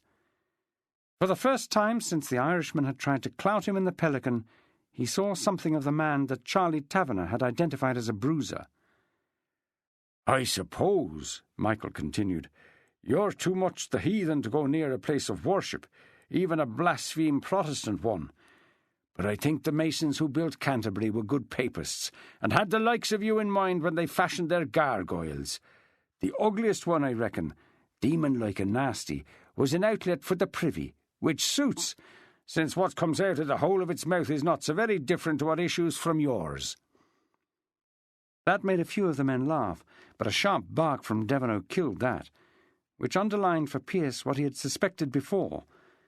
They were in the presence of someone the crew treated with caution. As he pushed, he was full of thoughts as to what that would mean. Every shade of humanity would be on board the ship, and there would likely be a tyranny below decks to match, or even surpass, the one that existed abaft the mast. There was little doubt that Michael O'Hagan knew that too, and was prepared to challenge it. They were moving now, not fast, but at a very slow walk, and as they came round, Pearce could see the thick cable coming in, covered in slime, dripping gallons of water onto the deck as it was fed through a hatch to be stored on the deck below. The boys detached the lengths of cord before the hawser disappeared, then ran back to the seamen, who lashed them speedily onto the moving hawser. He could not help but examine the method, which was clever. The messenger was only that, a continuous rope that acted as a means to get the much thicker hawser inboard. That itself was too thick to wrap around any kind of device, and clearly too heavy to be hauled aboard by humans. "Anchor cable hove short, sir," a voice called from above. Roscoe's voice gave the response. "Stand down half the men on the capstan." Another voice called then, "All hands to make sail," a cry that was repeated throughout the ship. Everyone bar the marines and the hawser party ran up to the deck, Kemp driving his charges before him to the quarterdeck, where they were ordered to clap on that there fall and stand by to heave on command. Topmen were speeding aloft, spreading out along the yards, and as soon as they were in position, the order came to let fall the topsails. The pale brown canvas dropped, snapping like a wild animal, filling the air with noise as it rattled in the wind. As soon as the ropes attached to the lower ends were tied off, with much shouting as to how they should be eased or tightened, the sails boomed out with a life of their own, stretching taut, the frigate creaking as the pressure began to move the hull forward. The whole exercise was accompanied by a huge amount of shouting, some to the men and boys aloft, more to those manning ropes, even more to a party they could see atop the buoy to which the frigate had been moored, men struggling with crowbars to free the other end of the hawser where it was looped around the great ring on the crown. As it came free, it splashed into the water and disappeared. Then the frigate took on a life independent of the shore. Barclay stood by the wheel alongside a fellow dressed in black who looked to be hanging on to a spoke rather than applying pressure to it. All were looking aloft to see the billowing canvas against the now grey sky. Pearce was impressed, despite himself, aware that no one, least of all he, could watch such a majestic sight, the three great sails high on the masts, taut now, and not be moved by it. But more moving still was a sight of the shore, the increasing distance between it and the ship. For him the certain knowledge, and a sinking feeling to go with it, that getting free had just got more difficult. HMS Brilliant won her anchor with ease, if not with elegance, thrilling the captain's wife, who had been allowed to take up a central position on the poop. From there she could look at the groups of sailors hauling on ropes from the waist to the very deck on which she stood. The ultimate snap as the wind took the mainmast sail, it being so loud, made her laugh and cover her ears. Ralph Barclay knew that what appeared impressive to her would be seen as less so by those of his professional peers watching the frigate depart, for it had been a laboured performance. Like his fellow captains, he had seen true crack ship's way, seen the topmen aloft in seconds, and the whole manoeuvre fulfilled in 2 minutes. a good 12 minutes less than his crew had managed. Once more he swore to himself that he would make this a ship to be proud of, and in his mind's eye he could see and feel the admiration that would come his way when it was. Bleary-eyed, looking left and right, the black-clad fellow muttered instructions to the 2 men on the wheel, watched by a very anxious master and an equally troubled ship's captain. Ralph Barclay had been in and out of the Little Nore anchorage dozens of times, and reckoned he knew it as well as this drunken buffoon who was hanging on to his wheel. There was plenty of water around them, but Barclay knew how narrow was the gap between the twin banks of the Sheerness Middle Sand and the Cheney Spit, both now hidden by the height of the tide, but with not much more than a fathom of water to cover their mud. The deep-water channel was even narrower. Ships had gone aground here before, to be left high, dry, and a laughing-stock as the tide receded. "Would you care for a leadsman in the chains?" he asked. The pilot turned dark purple in the face, which was already heavily cratered with the after-effects of smallpox, and snorted, "I dare say you knows your job, sir. Allow that I know mine." "Mr. Roscoe," said Collins the master, "I think a reef in the main and fore topsails would be prudent." "Sound, Mr. Collins," said the pilot. "The wind demands it. I feel an increase." If the wind had strengthened, Ralph Barclay failed to notice it, and judging by the look on Roscoe's face, neither had he. Looking more closely at Collins, it was possible to see his glassy eyes, which meant that he too had been at the bottle, no doubt in the company of this rascal of a pilot.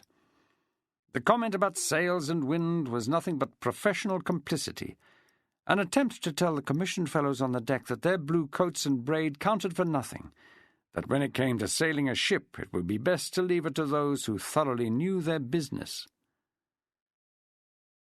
Convinced or not, Roscoe called out the orders. Aloft, the men bent over the yards and began to gather in the sail, hand over fist, reducing the overall area drawing on the wind, using long lines of ties stitched into the canvas to lash off what they had drawn up.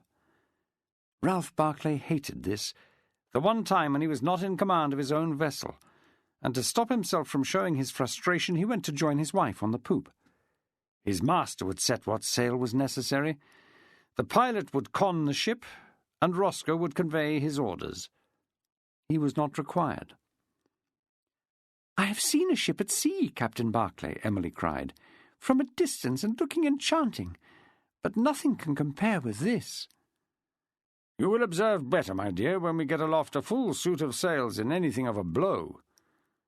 "Look, husband, there is an officer there raising his hat to us." Ralph Barclay followed his wife's finger towards the Great Nore anchorage, dotted with line-of-battle ships. The raised hat came from one of the smaller vessels of a mere 64 guns. "That, my dear, is HMS Agamemnon, Agimona to the common seaman, and the fellow giving us the salute is Captain Horatio Nelson." Emily picked up the tone in her husband's voice, not dislike so much as disinclination, and looked at him with some curiosity. Then she saw him smile as he recalled that Nelson had once been grounded here in HMS Boreas, set on the sand so high and dry that crowds had come from all round the Medway to parade round the ship and jeer. The thought cheered Ralph Barclay immensely, a touch of comeuppance for a fellow overfull of himself. "Did you not meet him last night at the Assembly Room dance? It was he who mentioned to me how much you enjoyed yourself. You may well come across him in the Mediterranean, my dear, for he has orders too for that station. Should you do so, beware, for I have sailed in his company before, and he is a terrible bore." "And a proper tittle-tattle," thought Emily. If the men looked for respite as they sailed down the north shore of the Isle of Sheppey, past all those settled and silent ships of the line, they were disappointed. Roscoe had laid out a list of tasks to be carried out and training to be undertaken, and that applied to the seamen as much as the landsmen and volunteers. As soon as the pilot had set his course in the deep-water channel, he set his plans in motion. Mess number 12, being mere lubbers fit only to haul on lines, were being shown the use of a belaying pin as a cleat. A line of pins sat in drilled holes, pushed down for a tight fit. If a rope was lashed to it with a double round turn, it became a quick and secure knot, but merely by removing the pin the knot was released, and with it the sail to which it was attached. "Take the rope," said Dysart, holding a spare line dropped for the purpose. "Fetch it under the pin like so." He then made a loop with the free end under the fixed end and lashed it to the pin, saying, "Take a round turn once and loop that o'er the top, with another one the same, and pull tight. It's a secure horse or a clove hitch. When you've done that, always make sure you tidy what's left of the fall into a neat coil, or the Premier will have your guts." Dysart looked at the faces of the party of which he had been given charge, seeing comprehension in the eyes of those who had understood, and mystification in that of the others. He had them try, noting that O'Hagan knew the knot, and that the man who wanted to be called Truculence, along with Taverner, learnt it quick. Not the ginger bairn, though, and the other, much older one, Scrivens, looked as though he would never manage it. "Right, and here is the beauty," Dysart added eventually. "The order comes to let fly the sheets, which to you would mean them sails we have set aloft. Nae time for untying knots, so you just haul out the pin, and there ye are, nae knot." There were parties all over the deck and aloft engaged in various tasks, mostly of an undemanding nature. But Ralph Barclay was not content to let matters rest at that. He had to get his crew to a sharp pitch of efficiency, and he had no time to spare for indulgence. He sent his wife back to their cabin, before calling in a loud voice, "Mr. Roscoe, there is a fire in the manger." "Watch on deck, fire engine forward," Roscoe roared, even although he knew the alarm to be false. The cry was taken up by the petty officers, which saw a group of sailors driven to the small engine that dealt with such an emergency, a wheeled pump with a hose attached to drop over the side into the river. No sooner had water begun to flow from the men's efforts, drenching the animals, which bleated and lowed in distress, than Barclay presented another task. "There is a ship in the offing, Mr. Roscoe," he said, pointing to a merchantman on the same course as they, though in another channel. "There off our larboard quarter, which may be an enemy or a neutral. Pray launch a boat to investigate." "Permission to heave to, sir." Barclay allowed himself a smile then, for he was, while the pilot was aboard, only partly in charge of his ship. "Denied." "Mr. Burns, take charge of stowing the fire engine. Man the capstan. Mr. Sykes, derricks over the side and lash on the cutter. Mr. Digby a party to man her." "Mr. Fairmeadow, gather a boarding party from the forecastle," yelled Digby. He added a call for the master-at-arms to issue weapons. "A message to Mr. Holbrook, and we require a file of marines." Mess number 12, on deck to haul ropes when required, showed just how useless they were by the way they bumped into men who had, what they did not, some idea of where they were going.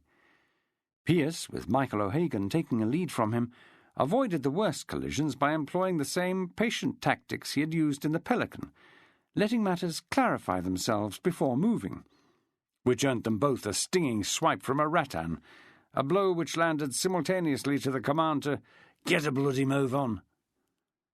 Pearce swung round, fists balled to retaliate. Dysart grabbed his shirt collar and hauled him backwards, then swore at an alarmed Kemp, which, as soon as the man saw he was safe, earned the Scotsman a rudely raised finger. "Christ, laddie, you're well christened. Truculence by name and truculence by nature. If he swings that damn thing once more—" Dysart just pushed him to where he was required. "You'll gie him what he wants if you clout him, laddie. I've heard him boast what he's got in store for you, 'cause he kens your temper. You at the grating and him with a cat in his hand. Now use your head and get toiling." On deck the boatswain was personally overseeing the clearing of the boats stacked above the waist of the ship, and men were rigging the sling that would be used to get the cutter over the side. Below, more than half the crew were being driven back to the capstan bars, which they grabbed from their racks around the base of the mainmast, for the cutter was heavy and needed a lot of manpower. Above their heads, as the boat was raised from its booms, other men hauled on the rigged derrick that swung it over the ship's side. When they got level with the deck, the party that Fairmeadow had gathered from the forecastle men, the older and most experienced men on the ship, armed with cutlasses and axes distributed to them by the master-at-arms, leapt aboard, followed by 4 marines bearing muskets. As soon as the boat hit the water, the men fended off with their oars, and as those same oars dipped into the water to carry them to the imaginary ship, Barclay shouted, "She's a neutral, Mr. Roscoe, and has shown her colours. Pray get our boat in." The whole operation was put into reverse, but Barclay was not satisfied, for as soon as the cutter was inboard, dripping water once more onto the main deck, he issued another set of orders. "We will need topgallants in this light breeze, Mr. Collins." The master jerked as his captain spoke. Clearly he had been in some kind of reverie, or was still stupefied by drink. "I had intended to set them when we came abreast of the Reculver Tower, sir." "I think now would be better," Barclay insisted. "Mr. Sykes," called Roscoe, "topmen aloft and a party to fetch up the topgallants." "Now what in the name of Jesus are they?" asked Michael O'Hagan of a blue coat nearby. "The best-looking boys on the ship, maybe?" Whistles blew a different set of notes that sent the slim and agile topmen aloft once more. A set of ropes began to appear from the masthead. One end dropped down to the main deck where these objects were apparently stored, another to the deck for the donkeys known as landsmen to haul on. They rose on the falls, long tubes of shaped timber with ends tapered to a point.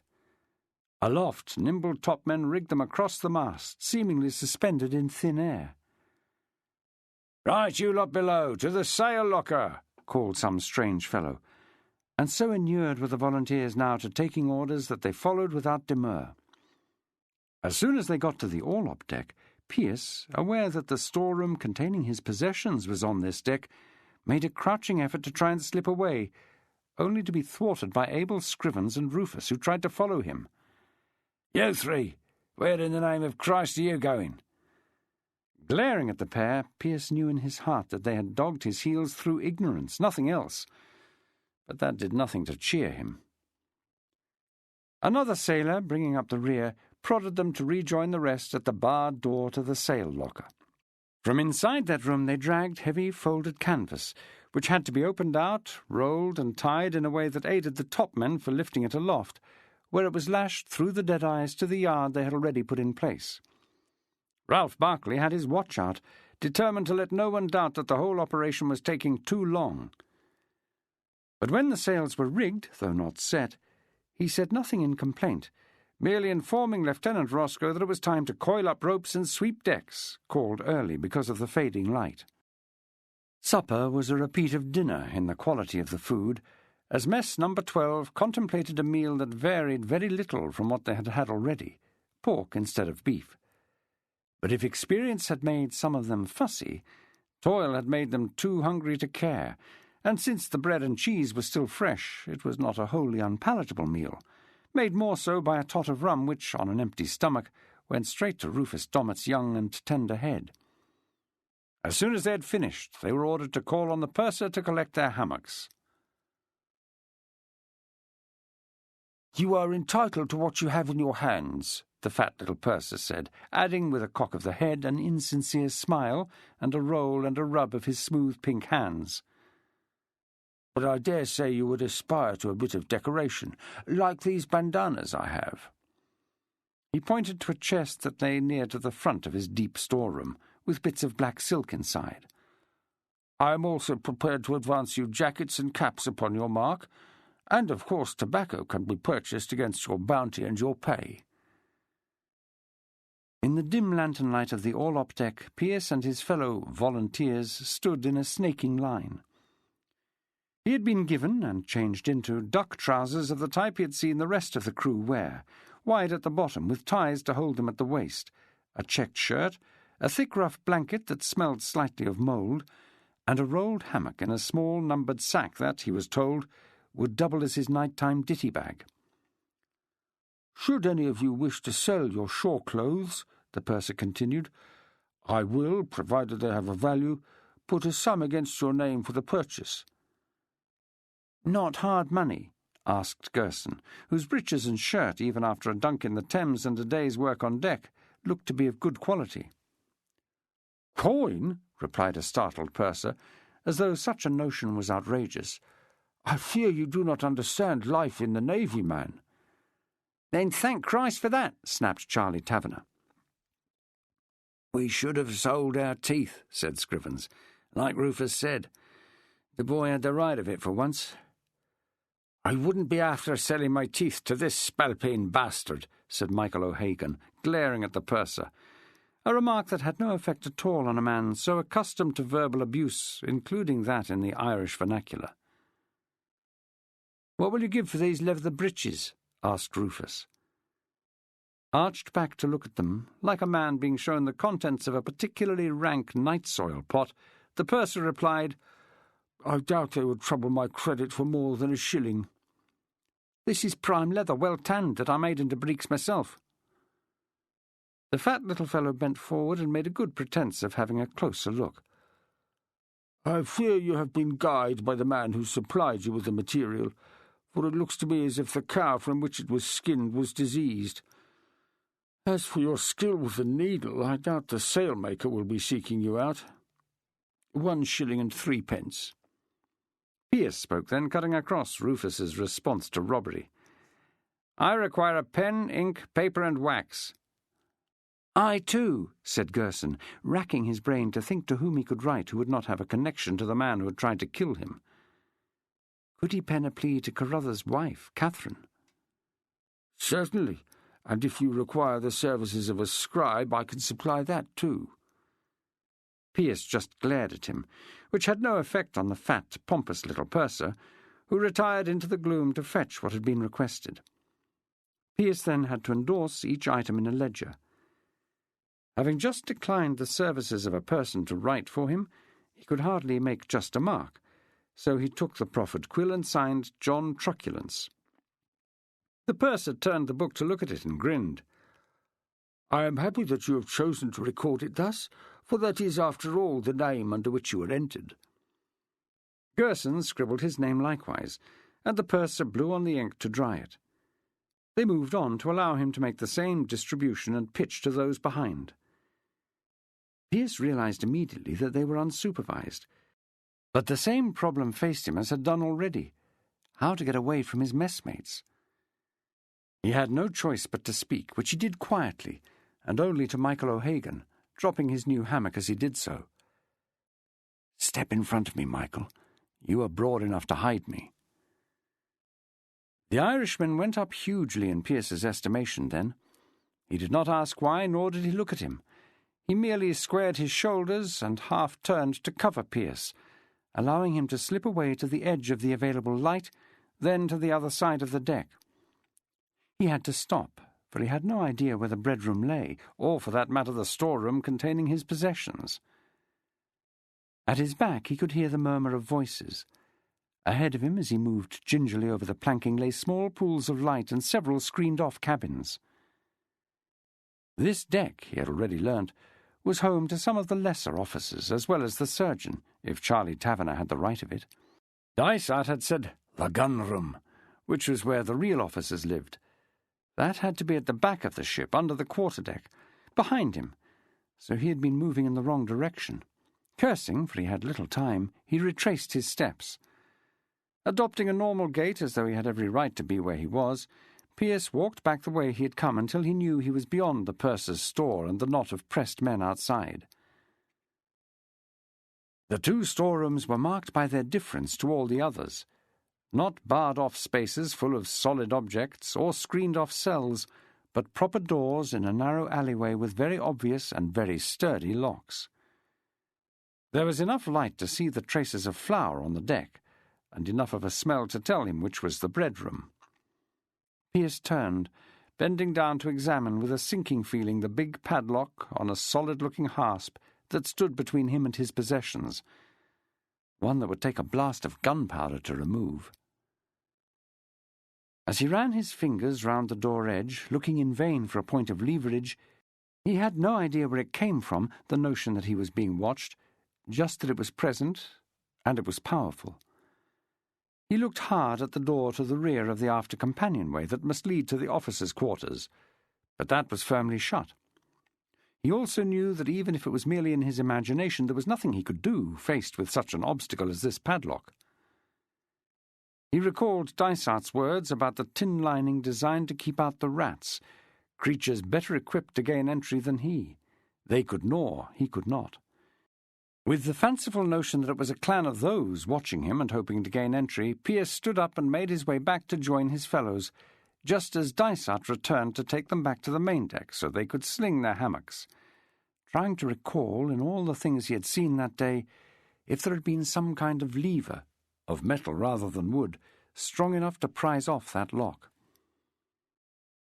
He got a questioning look from Michael O'Hagan, no doubt eager to know what he had been about, one that he could only respond to with a shake of the head. Trooping back onto the main deck, they saw that some hammocks were already rigged far forward, close to the manger, where the smell of animals obviously did not bother the occupants. Mostly, though, the crew was still at their mess tables, waiting to be entertained by what was about to happen. Naturally, the place allotted to the newcomers was closest to the open waist, and thus the cold air. See here on the deck beams is a number, and that is on your hammock and all. Now I'll show you how to lash it up, and give you some advice on how you can get yourselves into it. But if you don't get it quick, I will not spend the night in useless instruction, and you can sleep on the deck planking to be nibbled by the rats. Dysart slipped Pearce's hammock out of its bag, and it lay there like a long white sausage with a coil of rope around it. "Look you at that and recall it," said Dysart, "for that is the bound article, and when it has to be stowed it must be lashed just so." Dysart dropped one end and shook it out as they all gathered round. He took the end rope and reached up to a ring bolt attached to the beams above. "Take the rope and pass it through once. Fetch it down to near the strands, cross it o'er and hold with thumb and finger, like that, before crossing it again. Bring the end through the V you have made, and pull, then lash it off with your knot. Do the same with the other end, and you'll sleep sound and safe." "Could you do that again?" asked Ben Walker, "but slow-like?" "I couldn't go much slower, laddie. I was hardly moving."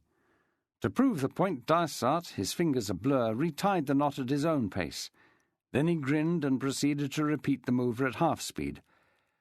"Now you lot have a try." Many a seaman had moved to watch and be amused, the first to oblige being those who thought their knots secure, who, leaning on their tied hammock, fell flat as their attempt unravelled. Even the men who succeeded in executing the required hitch then had to get in. Dysart showed them one method, which required a swift roll that got the body weight central and stable. Naturally, not one of the pressed men could execute this, and to the sound of much hilarity, they thudded onto the deck. Pearce might not be a sailor, but he had crossed the English Channel twice, and since that was a passage that could take 1 day or 10, depending on wind and weather, he had been shown how to sling a hammock, as well as the best way to get into an arc of canvas that would never stay still. The knot suffered only from lack of practice, and he had it after a couple of attempts. Then he reached up to the rough-hewn wood of the deck beam above, placing one hand either side and feeling for the indentation he guessed to be there between support beam and planking. Having found it, he took his weight and heaved himself in, if not with ease, then at least without taking a tumble. "Now where, laddie," said Dysart, who had stood back to watch the fun, "did you learn to do that?" Pearce ignored him, but he rolled out of the hammock quickly, because Michael, who had the next space to his, was struggling. He had managed knots of a sort, though they were not the proper article, but his attempts to get in were farcical, and being as big as he was, and thus very obvious in his ineptitude, the Irishman, though not alone in his difficulties, was attracting much of the taunting, for being an ignorant, bog-trotting, turnip-eating bugger. With his height, he assumed that the task would be easy, only to find that height did not favour him at all. He could not find the centre of the thing, and fell out continually. His anger only made his situation worse, fuelling the catcalls and jokes, which could only result in Michael stepping away from his tangled hammock and belting one of his tormentors. "Here, Michael, let me help you." "This thing was not made for man," the Irishman gasped, when he finally got in and lay backwards, stiff, a suspicious look on his face, as though the hammock had a life of its own and would toss him out if he relaxed. "Less to make them look fools." Pearce saw Scrivens standing several yards away, the drooped hammock in his hands, looking at it with utter incomprehension. Weariness was as much to blame as confusion, and since his friends were too preoccupied with disentangling their own efforts, there was no one to aid him. If anything damned the press gangs, and they were damned anyway, this was it, the taking up of souls totally unsuited to the life into which they were entered. Yet there was humanity on board, as well as cruelty and ribaldry, for as Pearce moved to help, he was beaten to it. One of the young sailors, come to laugh at their efforts, seeing Scrivens, thin, weary and unmoving, came to his aid, and with quiet gentility showed him how to rig his bed. "Now I should have a go at taking them down for a stowing," said Dysart, when they had all got them rigged. "Then putting the buggers up again." It was freezing outside, and the Heads, on a winter night with a wind blowing over the gently pitching bows, was no place to linger with your brand-new ducks around your ankles. So Charlie Taverner's desire to engage Pearce in quiet conversation while he went about his occasions was not entirely welcome. "Can we get off the ship? That's what I want to know." Pearce stared out at the inky black of the night, listening to the sound of the water as it slid by the prow. He was sure he could smell the tang of the sea, but that was all he knew about where they were. The odd winking light from the shore gave no idea of distance. It could be a candle in a lantern no more than 100 yards away, or a substantial oil lamp several miles distant. "I have no more idea than you, Charlie, of how that is to be achieved." "I didn't think you had, unlike our friend O'Hagan." "Hardly your friend, given that I recall what you said about him."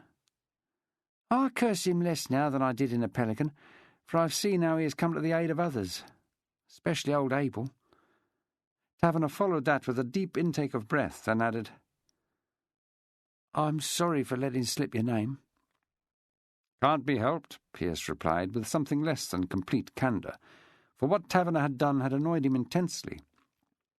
But even on such a short acquaintance, Pearce knew this fellow was prone to talk more than was strictly necessary, and Taverner had no idea how much his gabbing endangered him.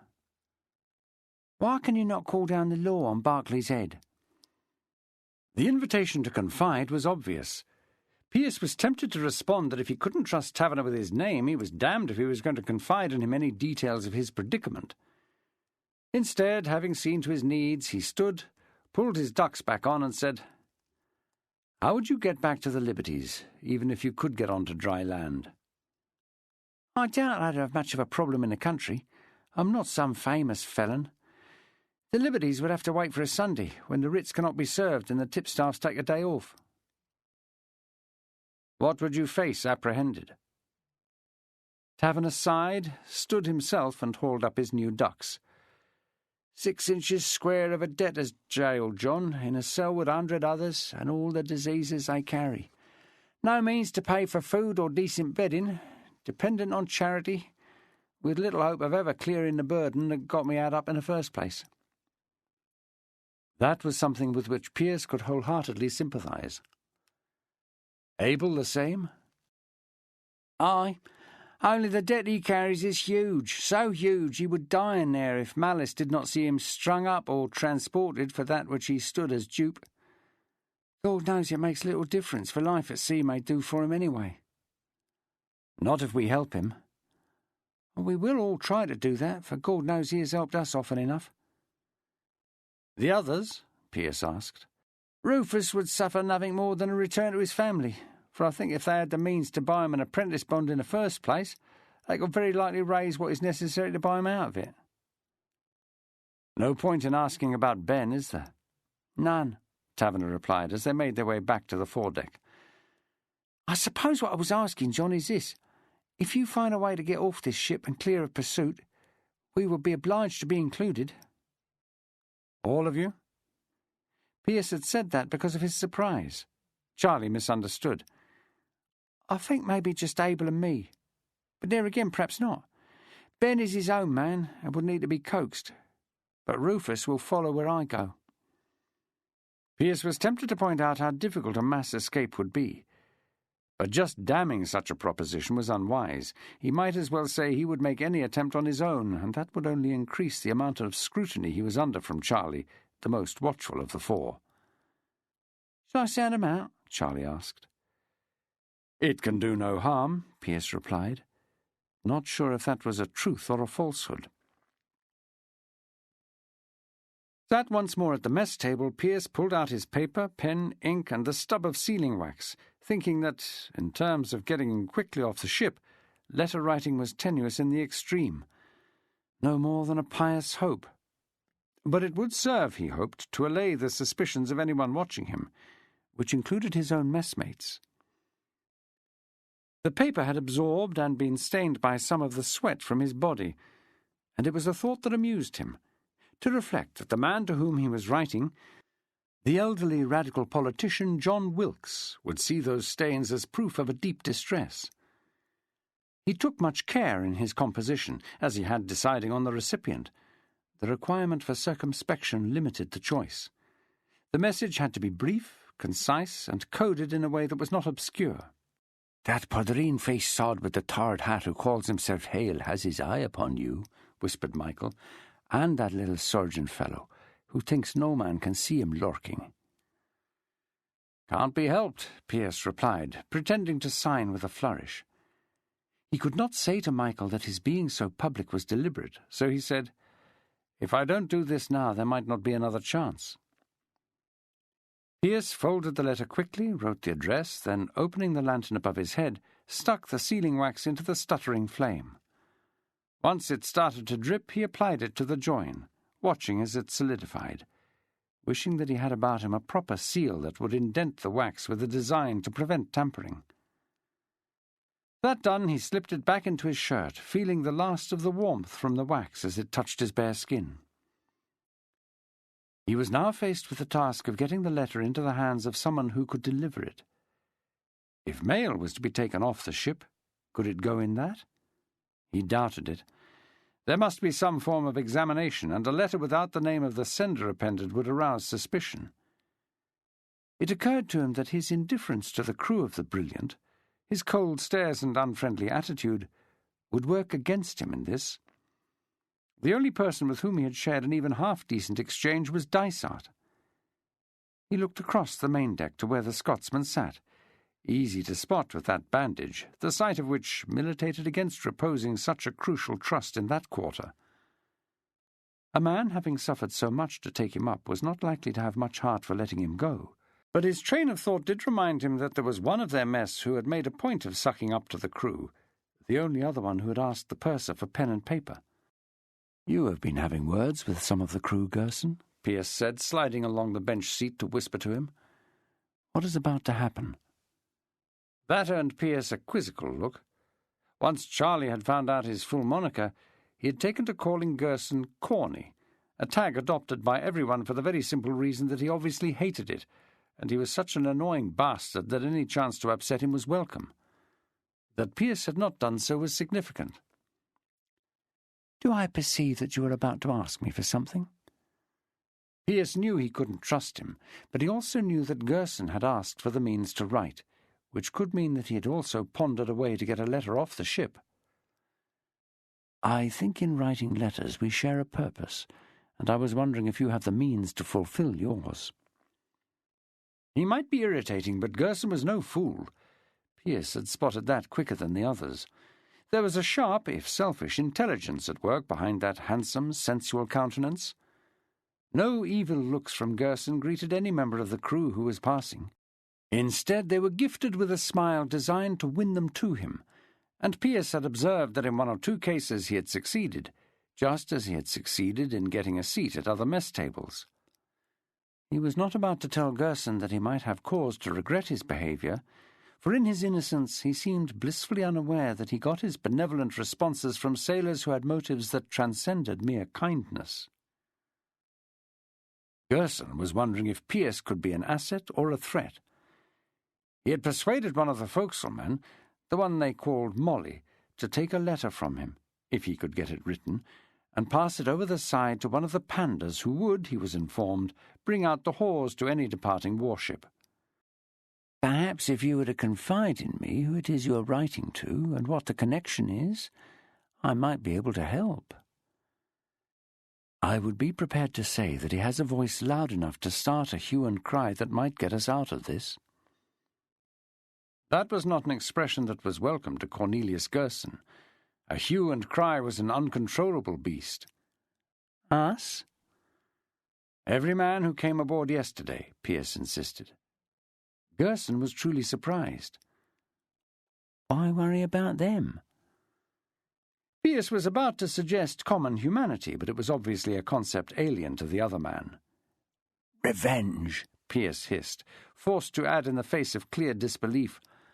I want to see that sod Barclay up before a beak. Taking us up was illegal. It would be nice to see him pay the price for what is a crime. We are bound for Deal on the East Kent shore, Gerson whispered. The anchorage called the Downs, where there's a convoy waiting. I've been told the crew will be paid there, and a number of boats will come out to trade with them. I've engaged one fellow who says that no letter of a newly pressed man will be allowed ashore through the normal method, to pass mine to one of those traders. He could pass too. Having overheard Pearce tell the purser he had money, Gerson's response was quick as a flash. I have promised my fellow payment. I will meet what is necessary, Pearce said, observing Gerson's eyes flicker at the words. It was almost naked greed he saw there. You have deep pockets, then? Not bottomless. Gerson had no money at all. All that had gone along with his coat, and since the service he was being offered was coming to him free, this was a chance to get some for when he got himself on shore. Still, a sum in guineas? Pearce had no intention of answering that. Name a price. 5 guineas, said Gerson, who feared to pitch it too high because that would mean he would get nothing. I can run to 3, Pearce replied. I cannot guarantee what you ask for less than 4, and I ask you to recall I will be requesting a favour for future, not present payment. Done. Payment as our feet touch terra firma. Gerson nodded, but he was thinking that Pearce was at risk of giving himself away by showing off, using Latin where plain English would do. Give me your letter, Gerson insisted. Pearce took it out of his shirt and handed it over, and Gerson darted quickly to the table where Molly sat. The sailor moved to let him sit down, and watching, Pearce wondered how it was that Gerson alone could not see the nudges such an association produced. Then he had to consider that Gerson could see as well as the next man, and, as he put his head within an inch of Molly's, that he didn't care. "Another letter?" Molly asked with a worried look. "Does that make any difference?" Gerson said, slipping Pearce's missive into an unwilling hand. "I would have thought the risk was the same." 2 letters, said Molly, thinking quickly. Be best to look for 2 different carriers rather than the one.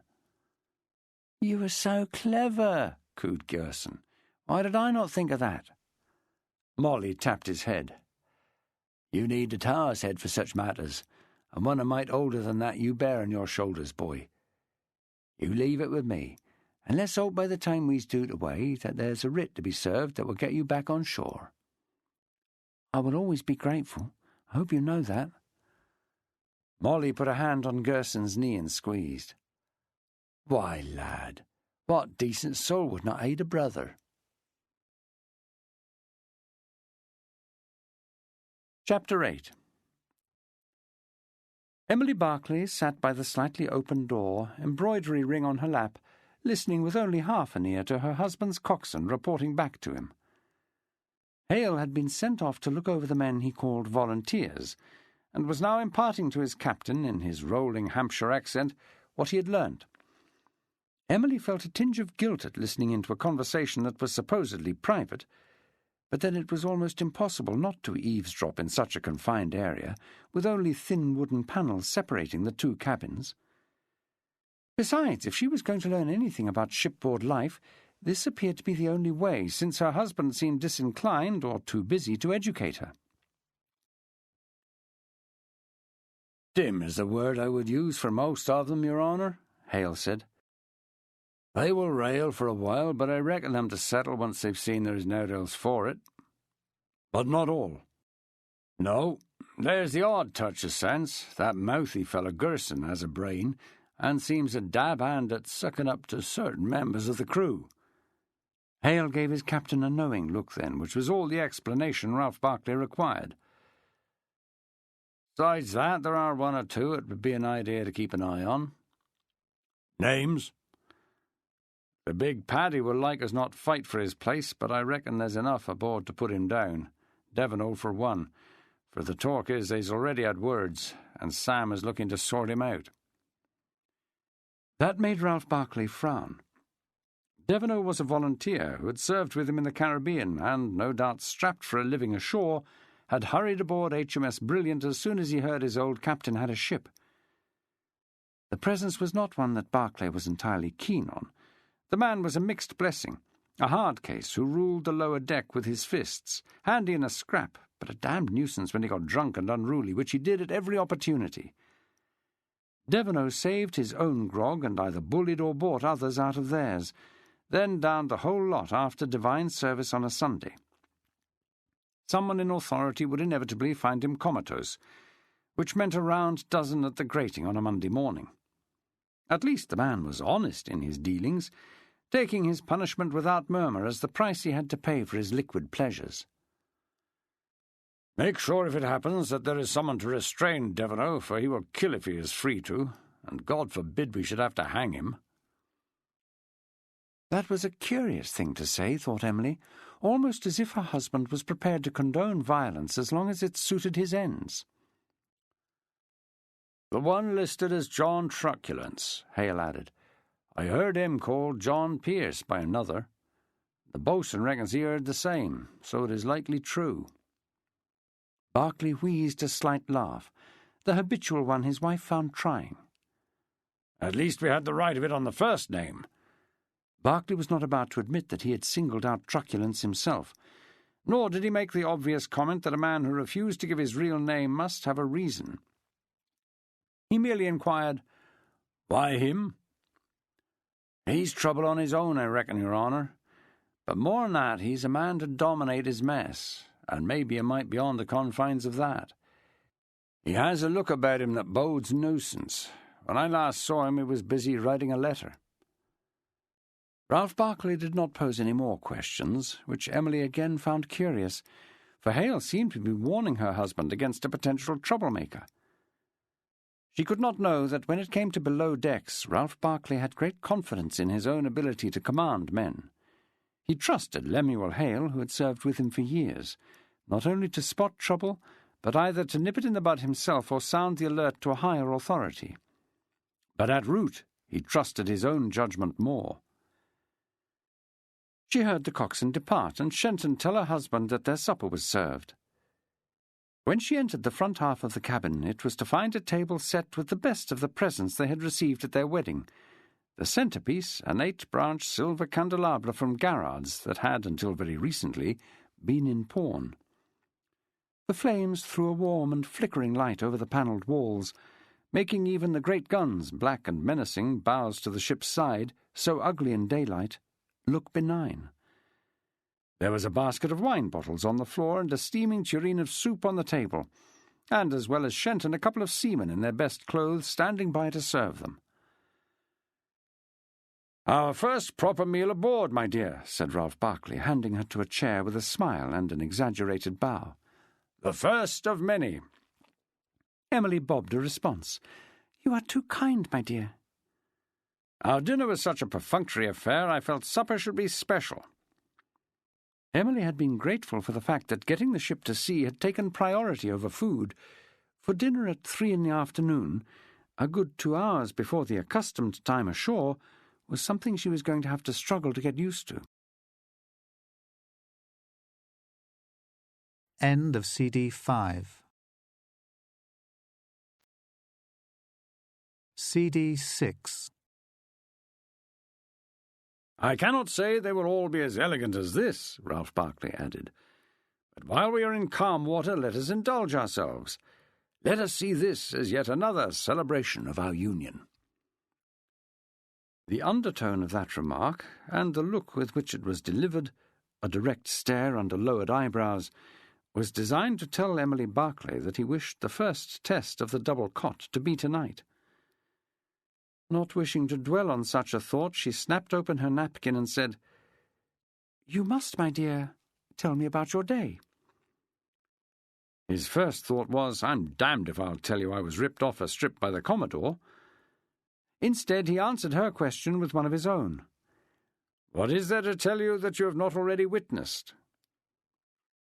That imposed an uncomfortable silence, for the first thing she had observed had been her husband cuffing a man for merely looking at her. Temporary refuge was found in a spoonful of soup.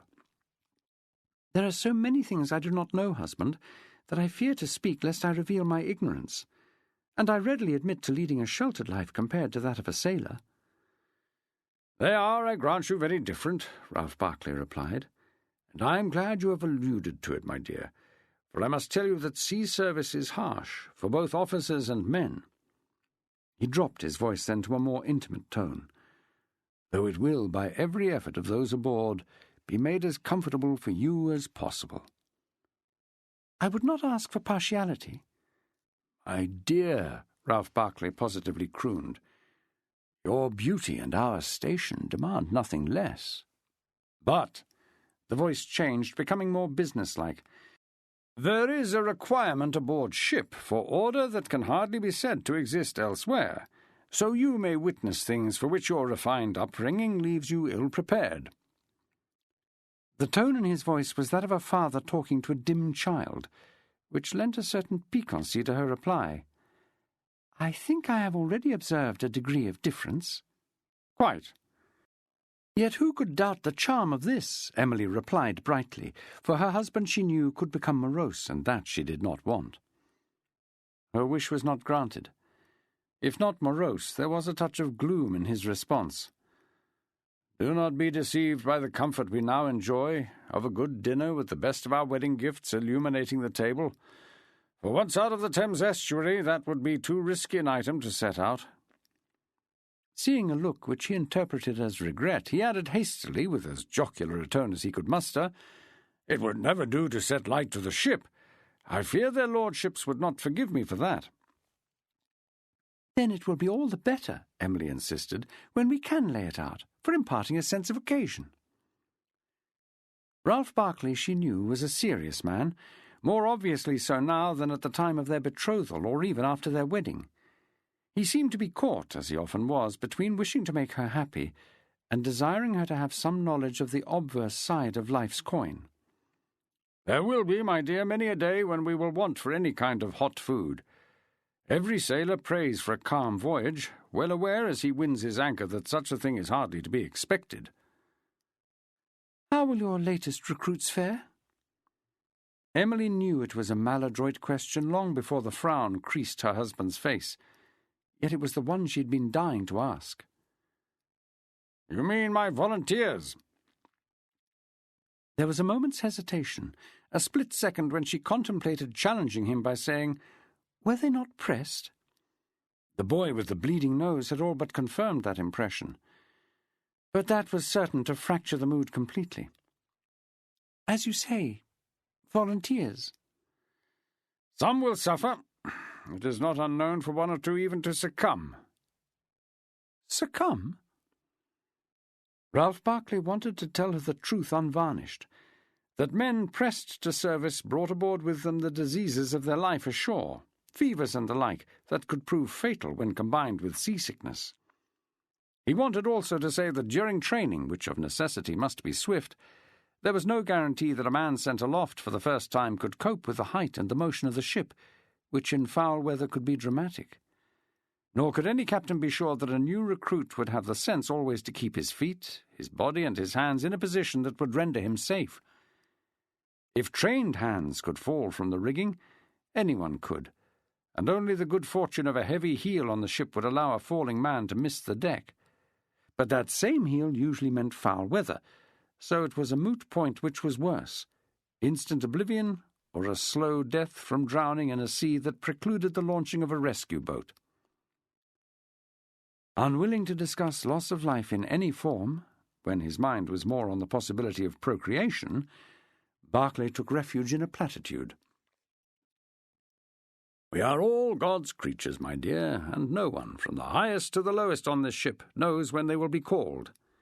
He then added quickly, "We must write to my dear sisters tonight to ensure that they know how happy we are." Somerset dominated the rest of the meal. Family, friends, local politics, in the form of dastardly Tories, for Ralph Berkeley was a confirmed Whig, the gossip of the county. It was a conversation which, for all the world, they could have had in their own house in Frome. If Emily still felt disquiet about shipboard matters, she fought to hide it, and while not encouraging her husband too much, let him know that she was ready to grant him those favours that came to him by right. She would have been less happy to hear the words of the men who had served at table once they returned to the lower deck. "A double bowling in your hammocks tonight, lads, for old Berkeley will be a rutting." "Like a dog round a bitch's arse he was," cooed another, stripping off his best shirt. "And her musk weren't too secret either. Strikes me as a hot one." Shenton had cleared the table and was busy drinking a bottle of his captain's claret, sure that a man in his state would be too busy remembering his pleasure to recall how many corks had been pulled at dinner.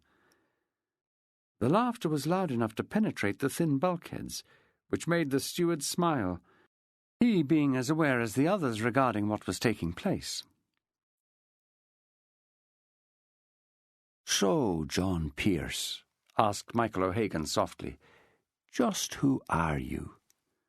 Seeing the hesitation, the Irishman added, "It is very hard to be close to a man who will not trust you." "Trust," Pearce responded, to gain time to think and time to look around to ensure that for once they were not under observation or close enough to anyone to be overheard. He and Michael were sitting at the mess table, the first moment since coming aboard when they had had time on their hands. The others had gone to watch the dancing, which was taking place forward to the sound of a scraping fiddle. "You should not be here." "None of us should be here." "That I will grant you, but you more than most. I am a labourer, no more. You are something very different." "Am I so different?" "Your speech and your manner make me think so, and I am curious to know why you will not give them your true name, though I fear it is no secret now." "I was unwise to blurt it out to you. I did so without thought. Charlie Taverner heard it and let his tongue run away with him. For which I think he was sorry." "He has said as much himself." "They reckon a paddy to be slow in the head." That got a grin and a shake of the head, for Michael O'Hagan was far from that.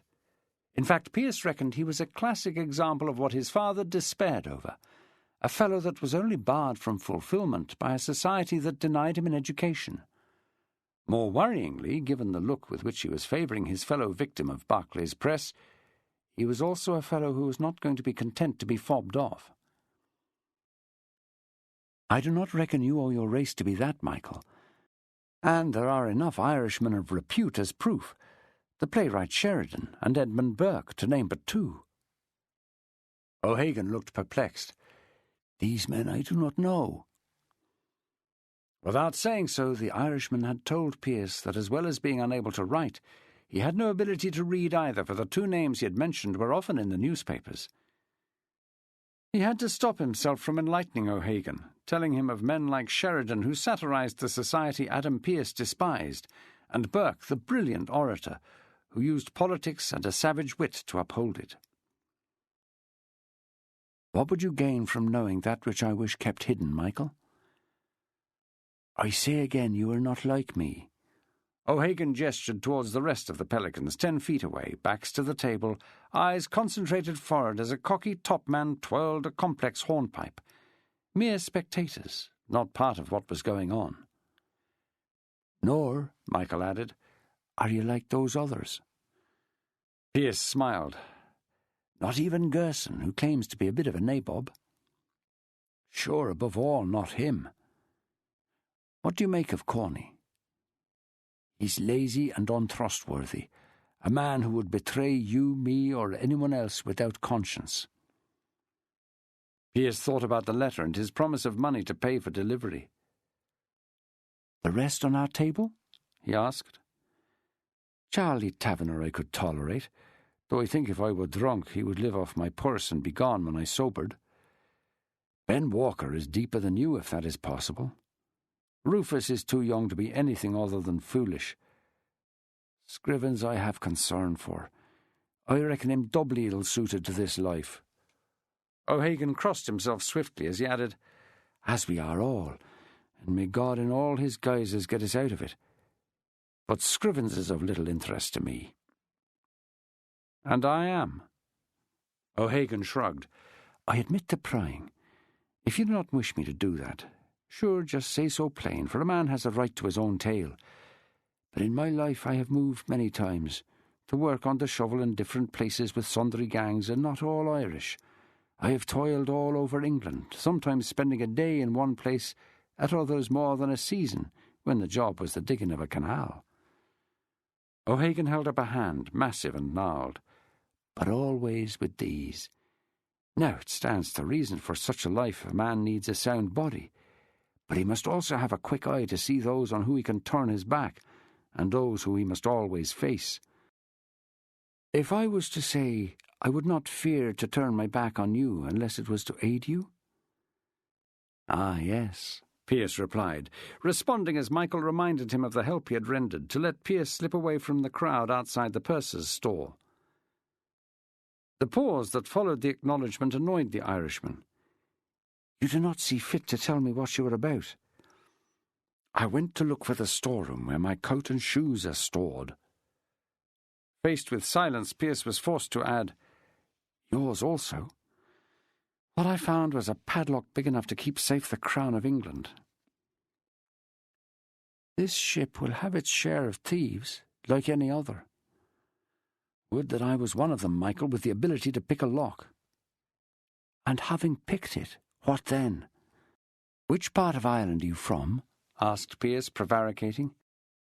"The west, Mayo," O'Hagan replied, his voice a touch wistful. "It is the poorest part of the Green Isle, which makes us good at digging, for the soil we have to work is thin and unforgiving. But that is of no consequence to the moment." "What is?" "Let us say that for all the soil is poor, I would rather be there than here. Where you would care to be, I do not know." Michael favoured Pearce with a wide grin. "Not here, I do know. And I confess, here's me hoping that if you have some scheme to leave this ship, you would not be thinking of going off alone." Pearce, aware from the beginning it was leading up to this, was at a loss to know what to say, that he wanted the freedom, should an opportunity present itself, to act alone or in tandem, to use the combined muscle of all of the Pelicans or none. He was not responsible for any of them, as much as they might wish such a thing upon him. Just as they seemed to think he had some kind of plan, when what he only had was a desire to escape and an acute eye for the chance to fulfill that desire, for which he had made a point of keeping his own counsel. Of them all, he felt in his bones that he could trust Michael O'Hagan, but that did not mean he could easily open up to him, for he was guarded by nature. His vagabond upbringing had made him so. Every few weeks, Pearce's father would move to a new town, to a new audience, not tired of paying to hear him speak. That left his son, who carried round the collecting hat, little time for friendships, more for fights with local boys who smelt and disliked a stranger. There were better times, though few, when Adam Pearce found a patron willing to house and feed him and support his work. That meant schooling and new companions for John. But still he was the outsider, which meant more fights to make his mark. Yet there had been friendships, too. Faces swam before Pearce's eyes of boys he had loved. But he also remembered those he had allowed himself to trust who had been less than truly faithful. He was sure of only one thing. When it came to such an emotion, certainty was not possible. Getting off the ship would not be easy, and Michael must know that. If what he had overheard was correct about the ship's orders, now that they had weighed from Sheerness, then a short stay at Deal would be the only chance, and that had to be a slim one. The Navy was well versed in keeping what it had taken, and just being on dry land was no guarantee of safety. Stories abounded of crimps who did nothing else in wartime than hunt deserters for a bounty. There was much to be said for being alone in any bid for freedom, the security that comes from relying only on yourself. But what if a great deal of muscle was required? If it was, here was the very man. Pearce felt a sudden tinge of guilt at cutting the others out of his thinking. The men who had judged him distressed in the Pelican and had the charity to offer him a bed. Logic might see them as an encumbrance, but that was a poor justification. Such thoughts were pointless anyway. Right now he did not even know if he would be gifted a chance. If he was, he would have to move swiftly. And if that move needed the help of Michael's muscle, then he would, at that point, have to trust him. Would Michael respond as he had previously, asking no questions?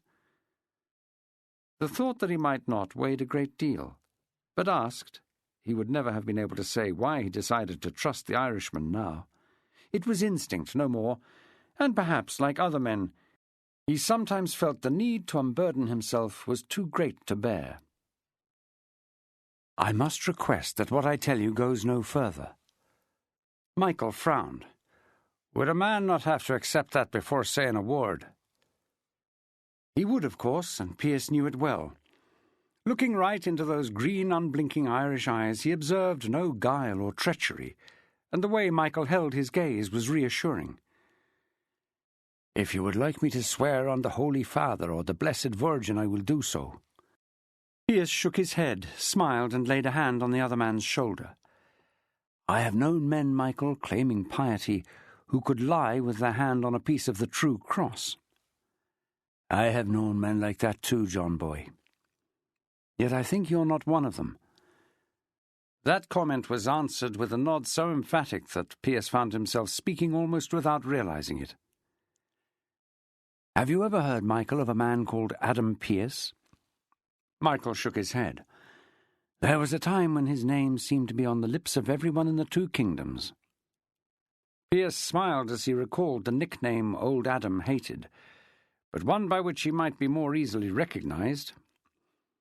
"He is my father, who is also known to some as the Edinburgh Ranter." That meant nothing either. "And what would this man, your da, be ranting about?" "At its simplest, Michael, this. If you dug a ship canal from an inland town to the coast, then you should be part owner of what you have created. Every time a vessel sailed that water, you should be paid. If you dug a sewer, the same." "A notion that appeals," Michael replied, grinning broadly, "though I will pass on what revenues I might get from a sewer." 3 years ago my father wrote some pamphlets that brought on his head a charge of seditious libel. It was clear Michael didn't understand what that meant, so John added, "Billy Pitt and his government fear my father's ideas so much that he faces arrest if he sets foot in Britain."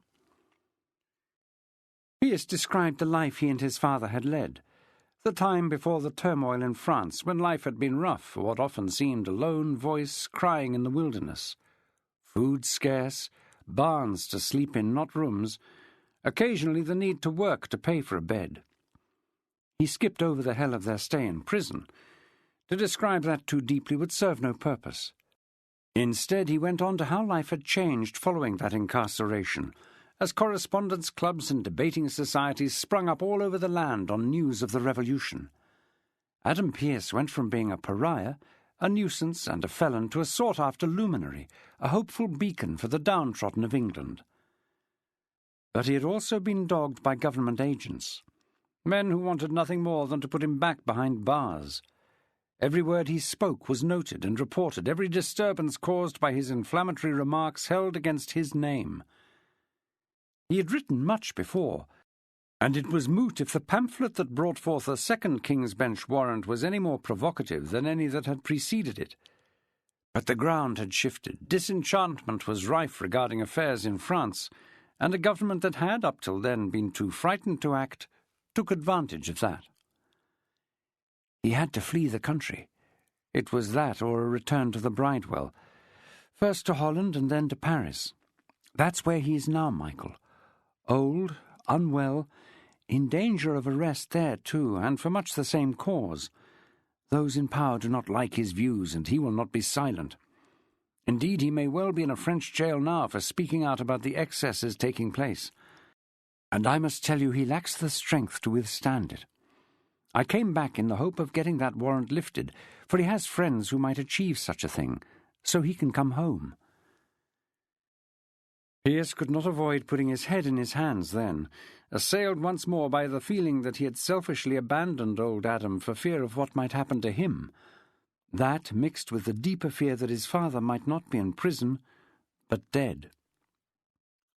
"And you?" "I fear I risk arrest too, just for being his son, or for aiding and abetting his writing, or his escape from England, I know not which. The men who would arrest him tried to do the same to me yesterday. In running from them I chose the Pelican as a refuge."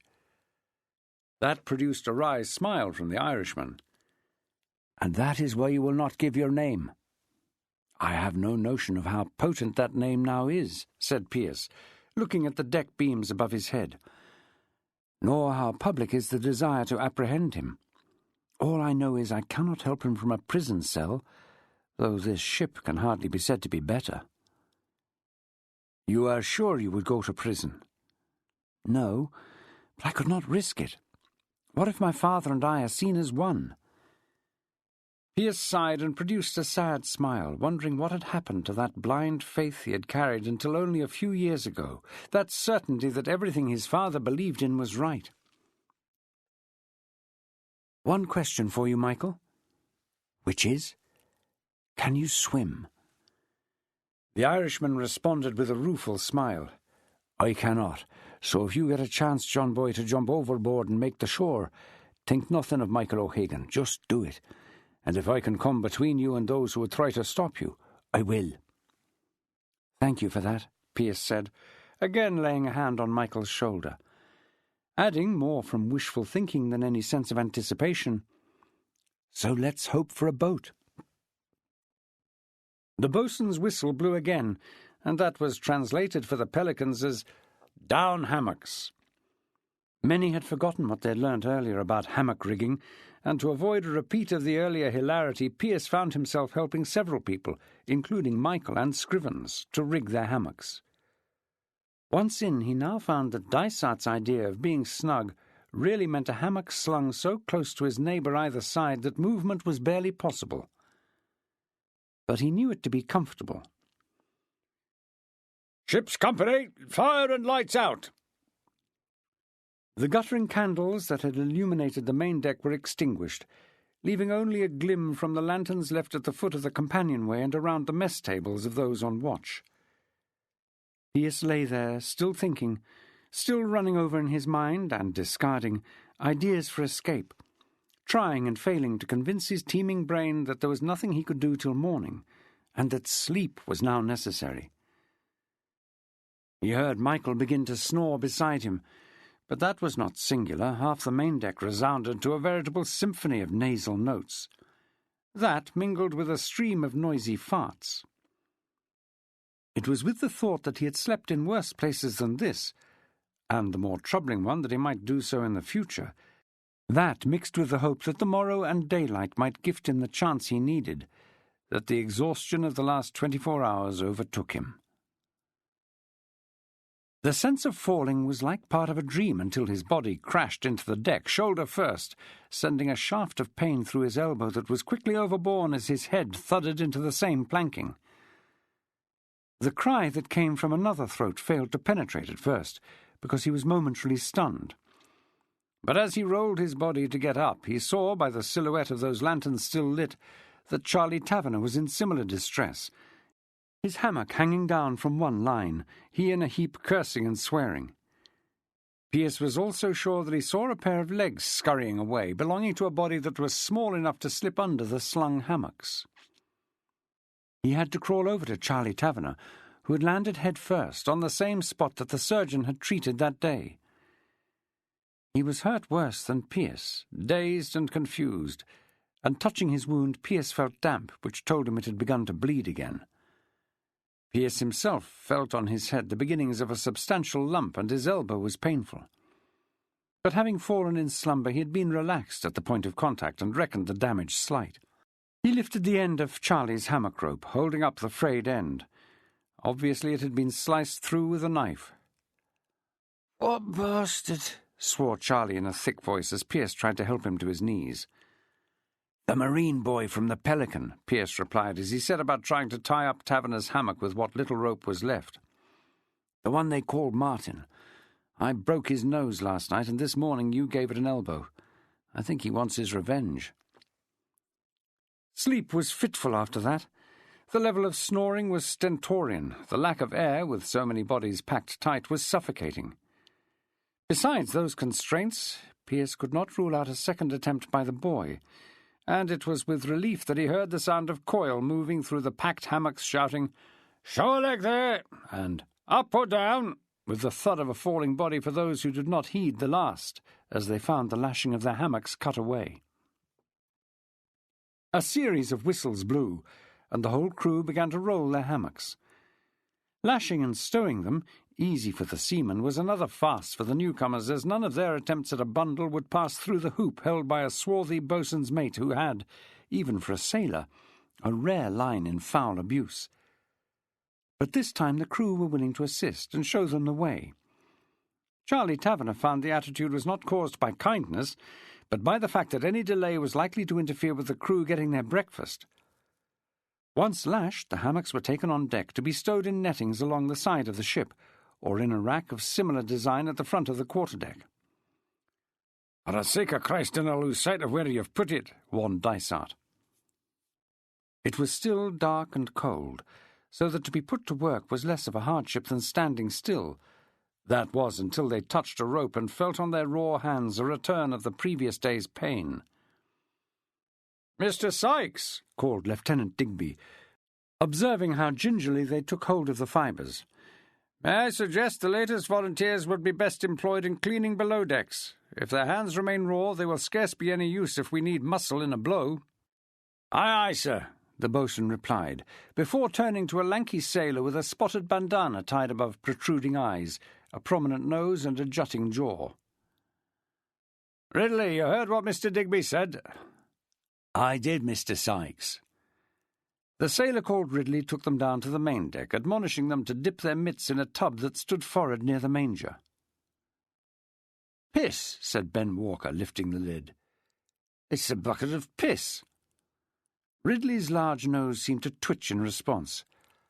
"Shame belike, mate, and not to be afeard of, for it is all you get at sea to clean your ducks till it rains. But it will aid your hands also, for there is something in piss that helps to harden the skin." "An astringent created by nature," said the ship's surgeon, Lutchens, who had moved up behind them without being observed. "Is he creeping Jesus or what?" whispered Charlie Taverner. If Ridley heard Charlie, he did not respond, replying directly to the surgeon. "Whatever it be, your honour, it does the trick even with the pox sons of bitches we has aboard this barkie." "Forgive me," Lutchens inquired. "I do not know your name or station." "Ridley, your honour, boatswain's mate." "A volunteer?" "Course," Ridley replied, surprised enough to double the size of those already popping eyes. "Hardly have my rating if I weren't." "Forgive me," Lutchens insisted, pulling out his little notebook, "for I am as new as these fellows you command. The ranks and stations of a warship are exceedingly confusing. Would you permit me to write that down?" Ridley smiled, nodded, and replied in a kindly voice, as though he was the superior person, not Lutchens. "It'll come to you in time, your honour, just as it will come to this lot." Asked, Pearce would have admitted himself to be as baffled as the surgeon regarding who was who aboard ship. Officers in their blue uniform coats were easy, but there was little to determine many of the ranks, for everyone, though not dressed entirely alike, was at least clothed in a similar manner. That was less important than the way they behaved. For instance, this Ridley seemed to share the same rating as the rattan-wielding Kemp, yet even on only a minute's acquaintance it was obvious he was very different. He didn't bark and scowl as Kemp continually did, but spoke softly with a benign expression. More than that, his hands were empty. There was no cane. "Now, who's going to be first?" Ridley asked, pointing to the tub. Abel Scrivens proved to be the least squeamish about the chamber lie, and had his hands dipped quickly, his eyes closing tight. Pearce followed suit, wincing as the caustic in the urine hit his raw skin. "Do likewise when you attend the heads," Lutyens added, "for I suspect that the fresher the brew, the more efficacious it is. You may also find that slush from the cook will help too. Grease entering into the skin has a soothing effect. There are other unguents." "If you don't mind, Your Honour," Ridley interrupted in a slightly exasperated tone, "we has work to do, and the captain wants us to stand to quarters when it gets light. Christ alone knows why, because if there be a French ship in the offing here, while we are no more than a cable's length from the Kent shore, we's lost the bloody war without a month yet gone." "Of course," the surgeon replied, in a tone of voice that Pearce sensed was disappointed, an impression that was enhanced by the hunched cast of his shoulders as he moved away and left them to their tasks. "Now that is an odd bugger," whispered Ridley. "Has you seen him creeping round the barky, staring at all and sundry?" No one replied, and it was now Ridley who looked disappointed, and his voice turned gruff as he said, "Well, you're a chatty crew and no error. Let's get a daubing." He passed out the materials the men needed, ragged cloth and mops, while a pair were set to filling buckets through an open gun port, not easy with a cannon in the way. "We wants not to get the bloody deck or the scantlings too wet, so there'll be no chucking water about like billy-o. It's damp tow and a wipe and no more, 'cause the bugger won't dry out in this weather, and there's not a one of you that won't be coughing near fit to bring on a rupture if it stays damp between decks." Pearce was looking at the open gun port, which had been left that way even after the bucket had been filled, wondering if, with Ridley's back turned, he could get through it. How long was a cable's length? Could he swim the distance, whatever it was? The blowing wind, a cold one that whistled round his bare feet, made him disinclined even to try. The water would be freezing, and besides it was still dark. But logic dictated that the only way to dry this 'tween-decks was to leave the gun ports so, open to the breeze, and that might well last till dawn. He eased over while vigorously rubbing the planking on the ship's side as he tried to have a look at the possible route of escape. "Now, mate," said Ridley, who suddenly appeared by his side, "you don't want to be a-rubbing those scantlings so they wear, do you?" Pearce looked at him and said nothing, but there was clear comprehension in Ridley's look, even if there was no antagonism. "And if you was a-thinking of taking a dive through that there open port, I should tell you that there are, as often as not, marines on the deck with loaded muskets, and they will put a ball in you as soon as blink." "Would that not be murder?" Ridley shook his head slowly, thumb and forefinger pulling at his nose. "Shooting a deserter, mate. It wouldn't get no further than the captain's log, with as like as not a pat on the back from their lordships for doing things proper when it's examined. Now, for my peace of mind, since I don't like to think on anybody floating dead in the water or hauled bleeding into our 8-oared cutter, take up a mop and stay amidships." It made sense to comply, for this was not the time. But when the sun came up, he would head for one of those open ports, and he would also know, before he made his exit, what was meant by a cable's length. Ralph Barclay came on deck at 4 bells in the morning watch, when it was still dark, his face illuminated by the light from the binnacle locker set forward of the ship's wheel, unaware of the nudges from all and sundry as they looked to see if his night of carnality had had any effect on him. Looking at the slate and calculating course and distance, he reckoned that the frigate was about to clear the North Foreland off Ramsgate. The Thames pilot had departed during the night, and he could thank God that his ship was briefly back under his control. Briefly, because he would need a Deal pilot to get him through the Break Channel, which cut from the northeast between the East Kent shore and that ship's graveyard called the Goodwin Sands. "Mr. Collins, at what time do you anticipate a change of course?" 5 bells, sir," the master replied. Half an hour, Barclay thought. That could be delayed because he would have to stand to off Pegwell Bay until a pilot came to him, It would be full daylight, probably the forenoon watch, before that happened. Yet if he stuck to ship routine and gave the men their breakfast at the appointed hour of 7:15, he would have to drag them from their mess tables when he beat to quarters, which was not a good idea.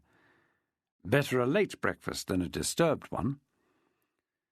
"Mr. Digby," he said to the officer of the watch, "I am surprised to see that the decks have not yet been cleaned." "I had intended to wait until daylight, sir, so that the men could properly see what they were about." "Mr. Digby, my standing orders for this ship do not allow you the liberty of such a decision." "Sir." Barclay's standing orders were, to Digby's mind, too inflexible. Be that as it may, all captains issued them, and he was obliged to obey them. "Noted, sir," Barclay added. "I will say nothing on this occasion, but should it occur again, I will feel obliged to put my displeasure in writing." "Aye, aye, sir." "Now, Mr. Digby, oblige me by beating to quarters, and running out the main deck guns." Whistles blew, a drum began to beat, and a hail of shouting ensued as the crew who knew their stations rushed to the cannon that lined the sides and cast off the guns, hauling them away from the side to poke out of the open gun ports, while others tied off the mess tables to the deck beams above, and moved all the loose items, like benches, barrels, and bread sacks, to the centre of the deck where they were out of the way. Ridley, shepherding his charges back up onto the upper deck, was passed by a couple of midshipmen and Lieutenant Digby as they descended from the upper deck and took position amidships between the guns, which had been run out as if they were about to engage in battle. On deck, Ralph Barclay, with Roscoe now at his side and 4 men on the wheel, stood watching a sky turning from black to pale grey as the shoreline changed, very slowly, from nothingness to a distinct line, beginning to colour until the buildings of Ramsgate began to take shape. Behind Barclay, his drummer, young Martin, back in his red coat and tricorn hat, was rat-tat-tatting away, setting up a noise that echoed from white chalk cliffs. When that noise ceased, and no perceivable threat could be seen on the horizon, and Barclay could see a grey goose at a quarter mile, all aboard knew that it was now officially dawn. "Mr. Collins, lay the ship on a course to put us off the break channel."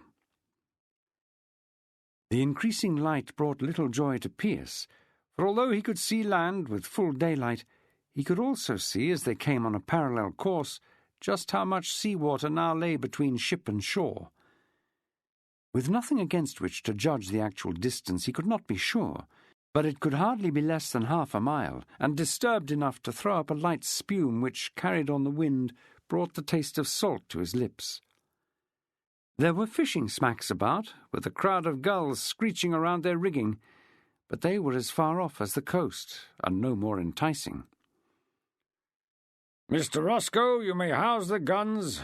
Boatswain, once that is completed, you can pipe the hands to breakfast." Sent below again, the Pelicans were surrounded by barked orders that saw the guns bowsed up again so that their muzzles touched the wood of the now closed ports. Heavy rope breechings tied to great ring bolts fastened to the ship's side held them secure. Within a minute, mess tables were being lowered from the deckhead where they had been triced up, to nestle once more between the cannon, and benches made up of casks and planks to sit on were taken from amidships and put back in place. Within minutes, the deck had gone from a fighting platform back to what it had been before, the place where the crew took their ease and ate their food. Small artefacts that made each mess table a trifle different, tins, carved ornaments of wood and bone, were replaced, and Pearce watched the scene as if it was a play, only performed in the open instead of in a theatre. It was only when the activity tailed off that he realized that he and his mess had stood watching instead of doing the same.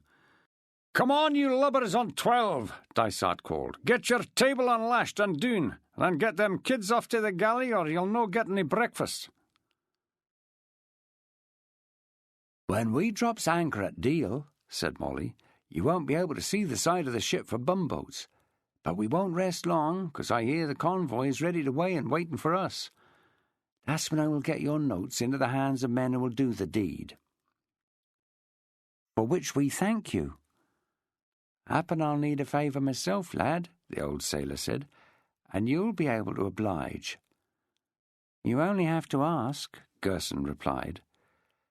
"Who knows, if we are delayed by a foul wind, you might get yourself ashore before we weigh." "Then I pray for it." Molly put a hand on his shoulder and said, "You'll not mind a bit if I don't share that. A sailor going deep would be a fool to pray for a foul wind." Pearce, watching from his own mess table, wondered once more if Gerson knew what he was getting himself into, and as he returned to the table he had a terrible temptation to ask him. Back on the table Gerson had just left, a member of Molly's mess was joshing him. "He's a pretty number, that one, mate." "He's nowt but a tease friend," Molly replied, aiming a smile at Gerson, who had turned to look back at him, "who thinks by flashing me that smirk of his, and waving them long dark eyelashes, he can have me eaten out of his hand." "Then why bother with him?" "Bit of fun. Just a bit of fun. I won't go trusting him, 'cause I smell a wrong 'un there." Gerson's letter and Pearce's along with it had gone into the hands of Lemuel Hale. The coxswain would take them to the captain, who would know he owed the source a favour. For someone like Molly that was precious. A favour in the bank with someone like Ralph Barclay was to be prized. Chapter 9. "John Wilkes!" exclaimed Ralph Barclay as he looked at the superscription on Pearce's letter. He had already read Gerson's letter, a straightforward plea to a woman to rescue the man whose heart she had so completely won, with an aside to keep her husband in the dark regarding both their love and his situation. "John Wilkes," Barclay repeated. "Is that old rogue still alive?" "Captain Barclay?" Emily inquired, looking up from an embroidery ring on which she was sewing HMS Brilliant, for she was not sure if her husband was addressing her or just talking out loud. "This letter from one of my volunteers, the one who entered himself as Truculence, and is addressed to John Wilkes at Grosvenor Square." The look of incomprehension on his wife's face invited him to add, "He was a famous, or should I say infamous, radical politician, libelled half the government when he was a member of Parliament and claimed privilege to save himself. Did it once too often, though, and found himself in jail for his sins. Must be 80 if he's a day. Before your time, my dear. Damn it, what am I saying? It's before my time." Forced to give a look of apology for that lapse in language, Ralph Barclay took refuge in breaking the seal. "You intend to read it?" Emily asked. "It is my duty, Mrs. Barclay." Looking down to read, he did not see Emily frown. In the world in which she had been raised, you did not read other people's correspondence. She watched him as he scanned the lines, his brow alternately furrowing and clearing. "Fellow has a good hand, and damn me, begging your pardon, if he don't write in French, which I can only make out one word in 10. Would you oblige me, my dear? I know your French to be much better than mine." "I am not sure, husband." Her husband's response was quite sharp. "Mrs. Barclay, I cannot believe you would hesitate to help me." "You are sure such inquisitiveness is necessary?" "Inquisitiveness? What a strange word to employ. I have told you it is my duty. Hale has already alerted me to this fellow, and I have marked him myself. Do you not recall his insolence yesterday when coming aboard? He is the one I had to chastise for daring to stare at you." "Him?" "Yes, and he could be dangerous. This could be dangerous." Seeing her still hesitate as he brandished the letter, he added, "I believe young Fairmelow has decent French." Emily remembered better than her husband knew that very brief exchange of a look that had ended up with the poor fellow being punished. Unsure of her motives, mentally reassuring herself that she might as well do as she was asked, because if she did not, Fairmelow would, Emily held out her hand, took the letter, and began to read, Ralph's eyes on her and him fidgeting impatiently. After a full 2 minutes, during which he was certain his wife had perused it more than once, he demanded, "Well?" "It is not in any way a normal letter," she replied. "Indeed, apart from the date and the name of the ship, it seems almost to be written in some kind of code." "Read it to me." "It addresses your Mr. Wilkes and has some kind words to say regarding his reputation." Ralph Barclay snorted derisively at that. And refers to a man and a youth that he met in the company of James Boswell in June 1790 at a certain house in Arlington Street, Piccadilly. That made Ralph Barclay's heart jump. Boswell was the biographer of Dr. Samuel Johnson and quite a well-known Scot. This fellow has, it seems, connections. Then it goes on, having yourself been at the mercy of an unforgiving and malevolent law, you realize more than most that flight from prescription is not the answer. You will know for certain to whom this refers when I tell you he resides in the Quartier de Saint-Genièvre in the Rue de Saint-Étienne-des-Grès, Paris, an address from which he has written to you on several occasions. I do believe that Wilkes fled to Paris to avoid arrest, Barclay mused. But Lord in heaven, I was scarcely breeched when that happened. This place of seeming refuge has become too dangerous for one who in some sickness needs friends to see his prescription lifted in the land of his birth. I, the younger of the two you met with, Mr. Boswell, came to effect that, but now I find myself in the same condition as Dr. Johnson's black servant, and in need of the same office that you performed for him. Emily looked up and added, As you know, there is no signature. Wilkes, Ralph Barclay said, shaking his head. I am forced, husband, since you say all this happened so long ago, to ask how you know so much of this historical creature. My father, your great-uncle once removed, tried to arrest him on a magistrate's warrant, and was had up for trespass because of Wilkes' parliamentary immunity. He has therefore been a person of some consequence in my life, but not one with any happy associations. Dr. Johnson's black servant? Emily asked. Means nothing, Barclay lied, taking back the letter, for he knew very well that the man in question had been taken up by a press gang, and thanks to the intervention of John Wilkes had been released on the instructions of the Admiralty, a service that this Pearce fellow clearly sought for himself from a man who, old and infirm as he was, still had some influence. At the same time he was mulling on the surname Pearce, for there was a nagging thought at the back of his mind, one that he could not pin down, that it meant something.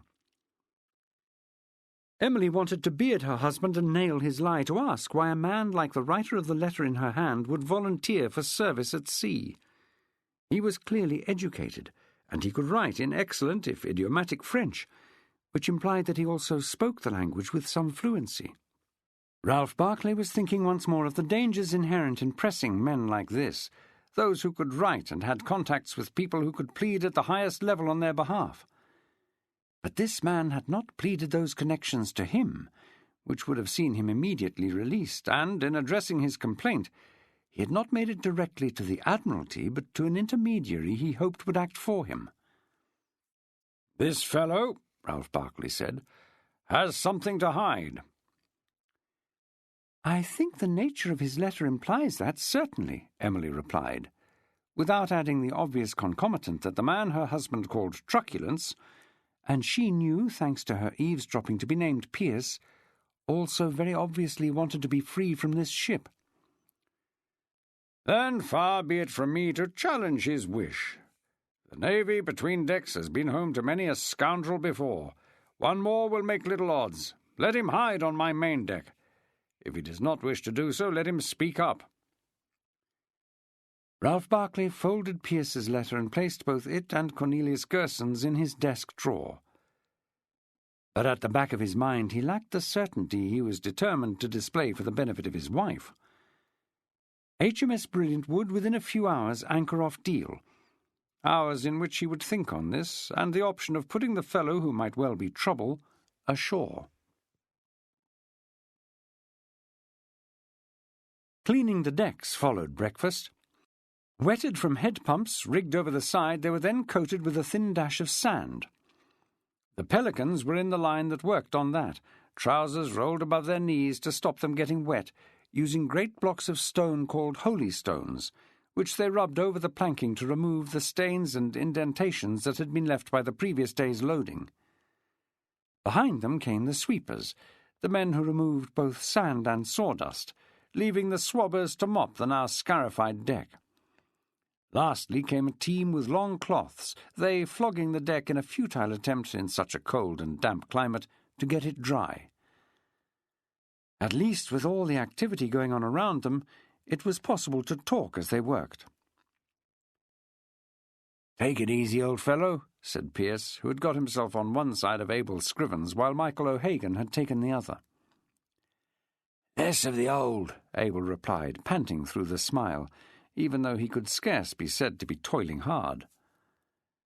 "Were we on land, I might show you a clean pair of heels." "The only clean heels I ever saw," said Michael, his small holy stone, called a Bible because of its size and shape, rasping on the sand, "were resting on a poor man's neck." "Amen to that," Abel sighed. He raised his back to straighten it, a hand going to his spine, obviously in some discomfort from his position, until a voice from behind ordered him to get labouring and a toe was jabbed into his backside. On the far side of O'Hagan, Charlie Taverner was guying young Rufus, heavy breathing punctuating his words. "Bet you're glad you ran from that bond of yours, Rufus. Just think, a few years of this, and you'll be a full qualified drudge. I can just see the sign above your tradesman door, Raw Mitts holding a ragged mop." "Bugger off, Charlie," Rufus replied testily, and with a similar shortage of breath. "Well, damn my hide. Not that you'd be able. Half of London was up for that job, Charlie. If only you'd stood still long enough. It's a mistake to stand still, Rufus. Dogs piss on your leg." "Sure," said Michael O'Hagan, hardly puffing. "Are we not being pissed on now?" "We are that, O'Hagan." "Oh, for a pitcher of the Pelican's best ale." "Talk about piss," Charlie wheezed. "Must be handy, selling beer and having a tavern right by the Thames." "Handy for more'n thinning ale, and this we're doing is the proof enough." "What in God's name brought you into the Liberties every night, O'Hagan?" asked Charlie Taverner. "You never had a writ out on you, did you?" "If it were not you I was talking to, I would be tempted to say I came for the company." Charlie scowled for a brief second, until he realised that O'Hagan was ribbing him. "Well, few in the Pelican's sort yours, I can tell you." Michael grinned. "Rosie was quite partial, I seem to recall." "She had rotten taste, I recall." The snappy way Charlie Taverner said that told Pearce a great deal, that his dislike of Michael was not merely to do with drunken brutality, it had just as much to do with jealousy. He recalled the blousy serving-maid with her broad hips and huge bosom, and could not help but smile as he conjured up a picture of Michael and her in a sweaty embrace. "But then, of course," Charlie added in a sour voice, "you had the means to pay for your pleasure." Michael elbowed Taverner. "Which comes from having led such a virtuous life. There's a lot to be said for being an honest fool instead of a thieving one." "All hands to wear ship!" That loud call cut off any chance of a response from Charlie, and they were hustled back onto the ropes as HMS Brilliant changed course, and the wind that had come at them from near dead astern now came in over the starboard quarter, making the frigate heel slightly so that the deck was now canted. They were also in a swell that gently dropped, then lifted the bows, so that many a face was turning green with the motion.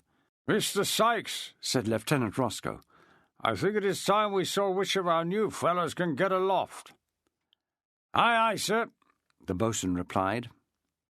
"These are called the shrouds," said Sykes, pointing to the wide squares of rope that ran from the side of the ship, narrowing to a point a third of the way up the mast, where a constricted hole led to a platform, which the boatswain termed the cap. "And just so you know, we are sailing easy, with just topsails set, and the wind coming in nicely over our starboard quarter, with hardly a heel on the barky, so we ain't got nothing to worry about." Sykes, rolling easily, indicated both sails and wind direction, knowing that these men would be unfamiliar with the sea. The pity was, he thought, looking at some of the vacant faces, They would still be that way even if they circumnavigated the globe. Every head of those taken from the Pelican was craned upwards, looking at the yards, none showing any degree of happy anticipation, for having watched the topmen at their labours, all knew what was about to be asked of them. One or two, either through indifference or stupidity, were more interested in the sword-fighting lessons taking place on the forecastle, which, under the direction of old and deaf Mr. Thrale, involved most of the seamen on the ship as well as the midshipmen. "They're like a ladder," Sykes added. "Pay attention there. And as safe as that if you clap on proper. And just so you know that what I say be true, I've fetched a couple of my mates to show you."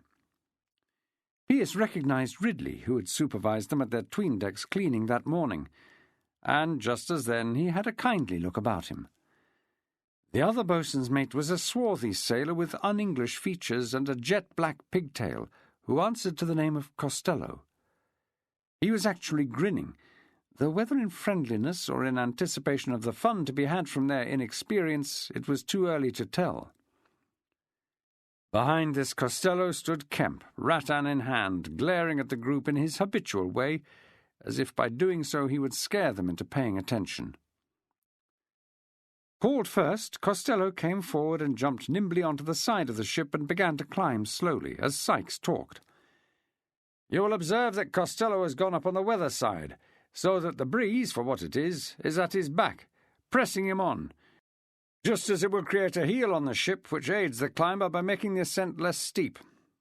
It is not much now, but in a strong gale, going up the wrong side means a vertical ascent and the risk of being blown off into the sea. Note that he always has one hand and one foot engaged." Sykes added, as Costello disappeared, "He has gone through what we call the lubber's hole onto the mainmast cap, but that is not the route you will take in time. Aloft, Ridley." The second boatswain's mate sprung up to the ropes and descended much more in the fashion that Pearce had observed of the fancied topmen, quick hands and feet, almost racing until he reached that hole. But, like them, he didn't go through it.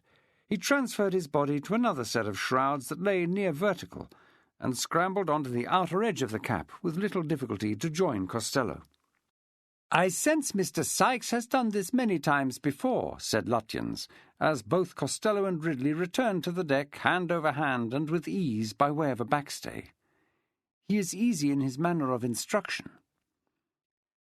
Emily Barclay gave a slight start when Lutyens spoke, for she had not heard him move to join her at the poop rail, where she too was watching the training proceed with a degree of absorption, not least because the author of the letter she had read to her husband was part of it, very obviously so, because with one exception he was the tallest of the group.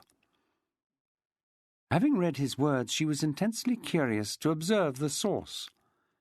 Part of her reaction to Lutyens was induced by the guilty knowledge that such an interest was unwise.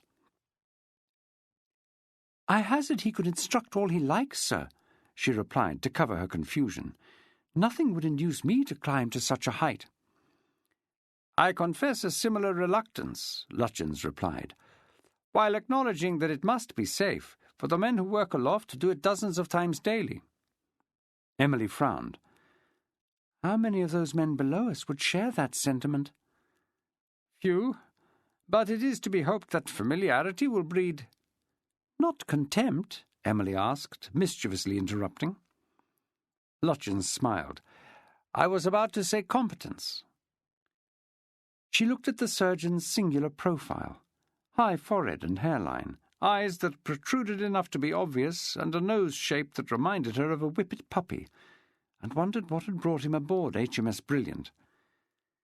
He was, according to her equally curious husband, the only son of the pastor of the Lutheran Church in London, a place of worship frequented by Queen Charlotte, a native German, and sometimes by King George himself, who still had an attraction to the religion of his Hanoverian ancestors.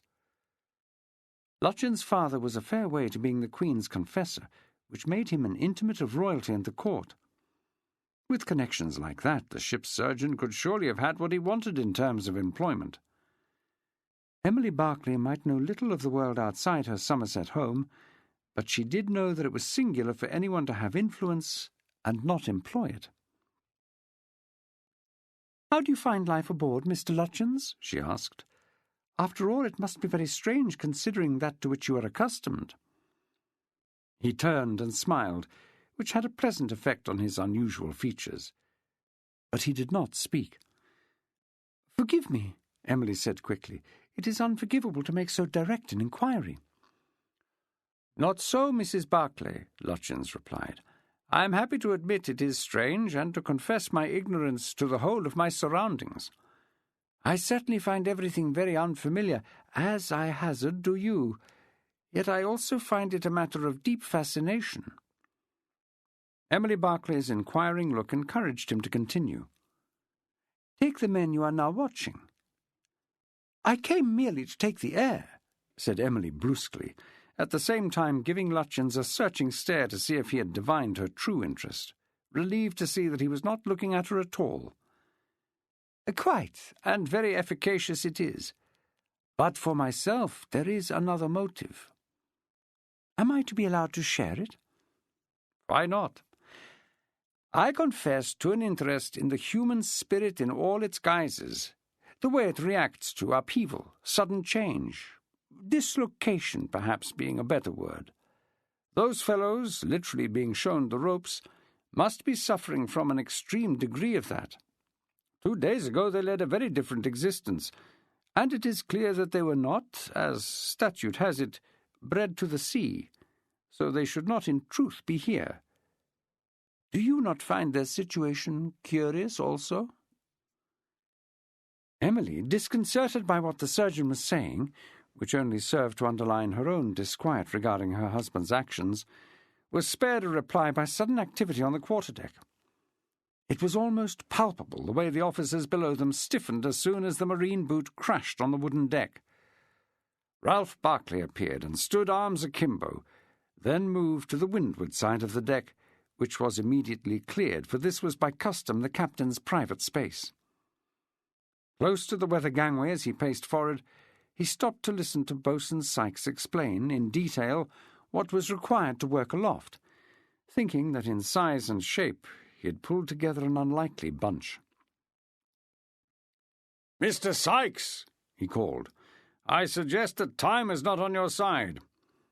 We are about to take on board a Deal pilot, and once he is on the deck I cannot delay.